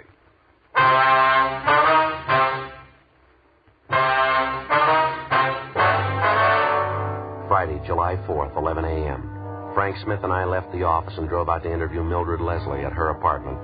She told us substantially the same thing she told Frank on the phone. The Leslie girl had been employed as a maid by Mr. and Mrs. Roth for almost a year. She went on to tell us that for the last few months or so, Mrs. Roth, who was a fairly prominent clubwoman, had been acting peculiarly, and that Mr. Roth was worried about her. According to the Leslie girl, he'd consulted a doctor several times about his wife. As for the articles of baby clothing, they'd been found stored back on a shelf in Mrs. Roth's bedroom closet. The Leslie girl told us that she happened to find them while cleaning and dusting Mrs. Roth's bedroom. Each of the articles she claimed she saw seemed to tie in directly with the child stealings. A pink sweater, a pink bonnet, a pair of baby shoes. Identical items of clothing had been taken from each of the previous abduction victims. After we left Mildred Leslie, Frank and I got to a phone, called the record bureau, and had them make a run for us on Mrs. Roth. She had no previous criminal record. 1:20 p.m. We called Mr. Roth at his place of business, but the office was closed because of the 4th of July holiday. We got in the car and drove out to the Roth home, an old 2-story mansion just above Silver Lake Reservoir. Mrs. Roth wasn't at home. We interviewed her husband in the living room. What seems to be the trouble, Sergeant? Why would you want to see my wife? There's a few questions we'd like to ask her, Mr. Roth. Can you tell us where she is now? She took a drive with some friends of hers. I think they were going down to the beach club. Why? Well, we're investigating a juvenile case, Mr. Roth. We think maybe your wife can give us some information on it. Well, I'm sorry she isn't home. It's too bad you didn't call this morning. She didn't leave until after 11. She'll be home later tonight if you care to call back. You're sure it's not something I can help you with? Well, yes, sir. Maybe you can. I'd like to ask you a few questions about your wife's activities the last month or so. Well, how do you mean? Some of the social work she does with the club? Not quite, Mr. Roth. You said you were from the juvenile division. Is it something regarding her work with the underprivileged kids? Her club does quite a bit of that, you know. Afraid I don't know too much about it, though. No, sir, it's not that. Well, I don't think I understand. What is it about? Well, Mr. Roth, we want you to understand that this is merely a routine investigation. We don't want to offend you in any way, but we have some information that we've got to check out. What do you mean? What kind of information? Well, there's been a series of child stealing cases the last month or so. We're the investigating officers on it. Maybe you read about them in the papers. Yes, I have, but what would my wife have to do with that? You think she has some information for you? She didn't say anything about it to me. Yes, sir. I think she can help us quite a bit. I don't know exactly when she'll be home. I don't have any place to contact her. I do know the club's taking a group of children to the Coliseum tonight, the big 4th of July fireworks display, you know. Yes, I see. I'm going to meet my wife there tonight. Maybe I could give her a message for you, tell her to contact you. All right, fine, Mr. Roth. There is something that you can do for us right now, though. Yes? Would you take us up to your wife's room? I'd like to have a look at it. Take you to her room? I don't understand. What for? Well, like we told you before, sir, it's a routine investigation. I think if you take us to your wife's room, I think we can clear the whole thing up now. It probably won't be necessary to bother you tonight. Well, I certainly don't understand, but come along if you like. The Doris's room is right at the head of the stairs. Thank you. It certainly has me baffled. What would there be about Doris's room? It has to be investigated. We don't know that there is anything, sir. Just appreciate your cooperation. Not at all. We haven't anything to hide. Here we are. This is her room. Now, what is it you're looking for? And that's the bedroom closet, is it? Yes, that's right. Like to look at it if we could? Certainly. Go right ahead. All right. There's a shelf up there, Joe. Can you reach it all right? Yeah, I think so. What is it? What are you looking for? Here you go, Frank. Yeah. Pink bonnet, pink sweater. That's it. Here's the baby shoes. The ID bracelet. Yeah, initials J.D. Not much doubt. No. Baby clothes. Bracelet. Never seen them around here. How'd you know they were here? Well, we weren't sure that they were. But I've never seen them before. What are they doing in Doris's room? Why would she have them? I have to talk to her about this. Yes, sir, so do we. After finding the evidence in his wife's bedroom closet, we continued to interview Mr. Roth. We briefed him on the details of the case and explained about the articles of baby clothing. He was very cooperative, but he found it hard to believe that his wife was responsible for the abduction of the babies. He told us that early in their marriage, his wife did have a child which died shortly after birth. Complications left her unable to have any more children. When she found out about this, it resulted in Mrs. Roth having a nervous breakdown, but apparently she recovered completely. Roth went on to tell us that his wife was very fond of children and that she devoted a great deal of time to social work, caring for underprivileged children. He also told us that during the past month, with the recurrence of her nervous condition, she'd been under a doctor's care. Shortly after 8 o'clock that night, along with Mr. Roth, we drove to the Coliseum, where crowds of people were gathering for the annual July 4th fireworks display. Roth pointed out his wife. We went over and he introduced us. These officers would like to talk to us, honey. Let's step over here. Well, I can't leave the children alone. Can't we talk later? No, honey, it's pretty important. I think you better talk to them now. Well, all right. If you say so, you'll have to stay and watch the children, though. They'll be all right. We can keep an eye on them from over there. No, I can't leave them alone. You'll have to stay. Well, all right. Ma'am, I wonder if you step over here, please. Yes, all right. This ought to be all right here. Beautiful night tonight, isn't it? Children just love these things. I think they're just about ready to start the show. Yeah. Just look at that. The colors. Isn't that gorgeous? Yes, ma'am. We'd like to drive you and your husband downtown to Juvenile Division. We'd like to talk to you. What do you mean? I can't leave now. I have these children with me. What did you want to see me about? What's the trouble? I think you know why we're here, Mrs. Roth. I do. Why do you want to talk to me? Well, we can start here, ma'am. We were at your home this afternoon. Your husband showed us your bedroom, the closet. We found the things up on the top shelf. What? The baby clothes, the bracelet. Oh, beautiful. Just beautiful. How about it, Mrs. Roth? You want to come along downtown? Just baby clothes. Had them in my closet. It doesn't mean anything. I'm afraid you're wrong. It means a good deal, ma'am. You know that. Yes. All right. Would you want to tell us about it, Ms. Roth? Ms. Roth? Where do I start? There's no beginning. Just started. I couldn't help myself. What can I say? You just tell us what happened. Start any place. My baby died. And they said I couldn't have any more. Guess it started then. I told my husband, told the doctor, too. They didn't understand. Nobody understands. It's all I wanted. My children, my own children. How about the Martin baby, Mrs. Roth? The first one you took. How'd that happen?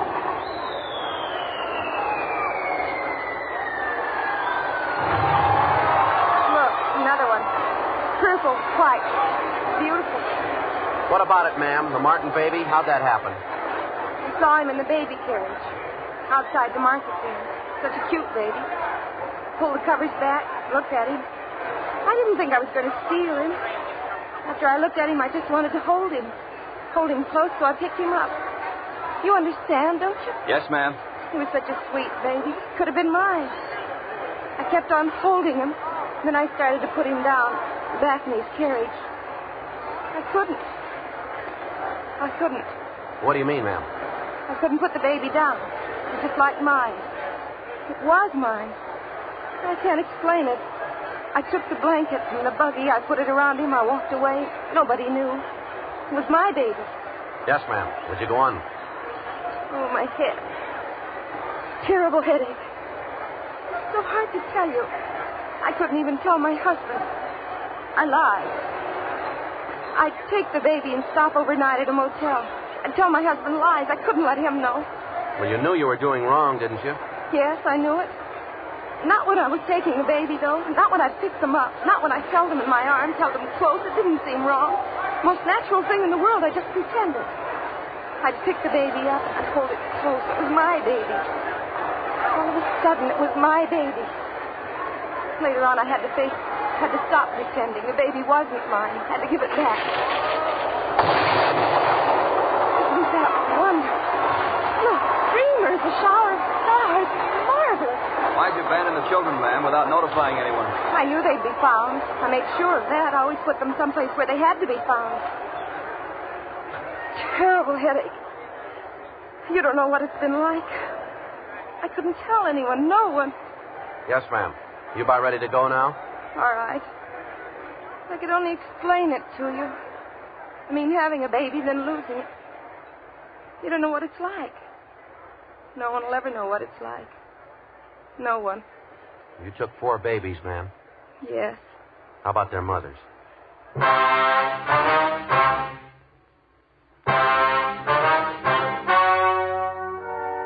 story you have just heard was true. The names were changed to protect the innocent. On October 10th, trial was held in Superior Court, Department 88, City and County of Los Angeles, State of California. In a moment, the results of that trial. Now, here is our star, Jack Webb. Thank you, George Fenneman. Friends, I believe all of us are willing to take practical advice. That's why I like to make it plain that I want you to compare Fatima with the king-size cigarettes you've been smoking. I know that's the tried, practical way thousands have convinced themselves Fatima is the best of all king-size cigarettes.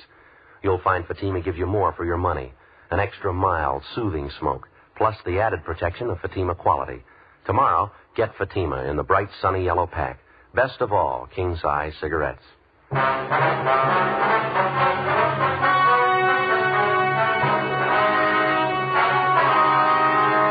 Doris Evelyn Roth was tried and convicted of child stealing under Section 278 Penal Code, 4 counts. She was placed on 5 years probation. One of the terms of probation required that she would be under strict supervision of a competent psychiatrist.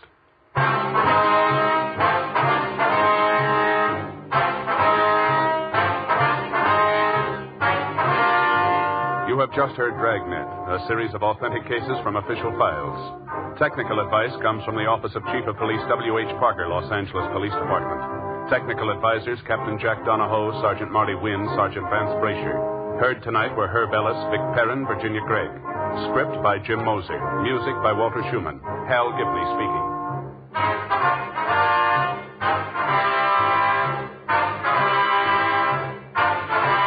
King-size Fatima, made with the same people who make popular Chesterfield cigarettes, has brought you Dragnet, transcribed from Los Angeles.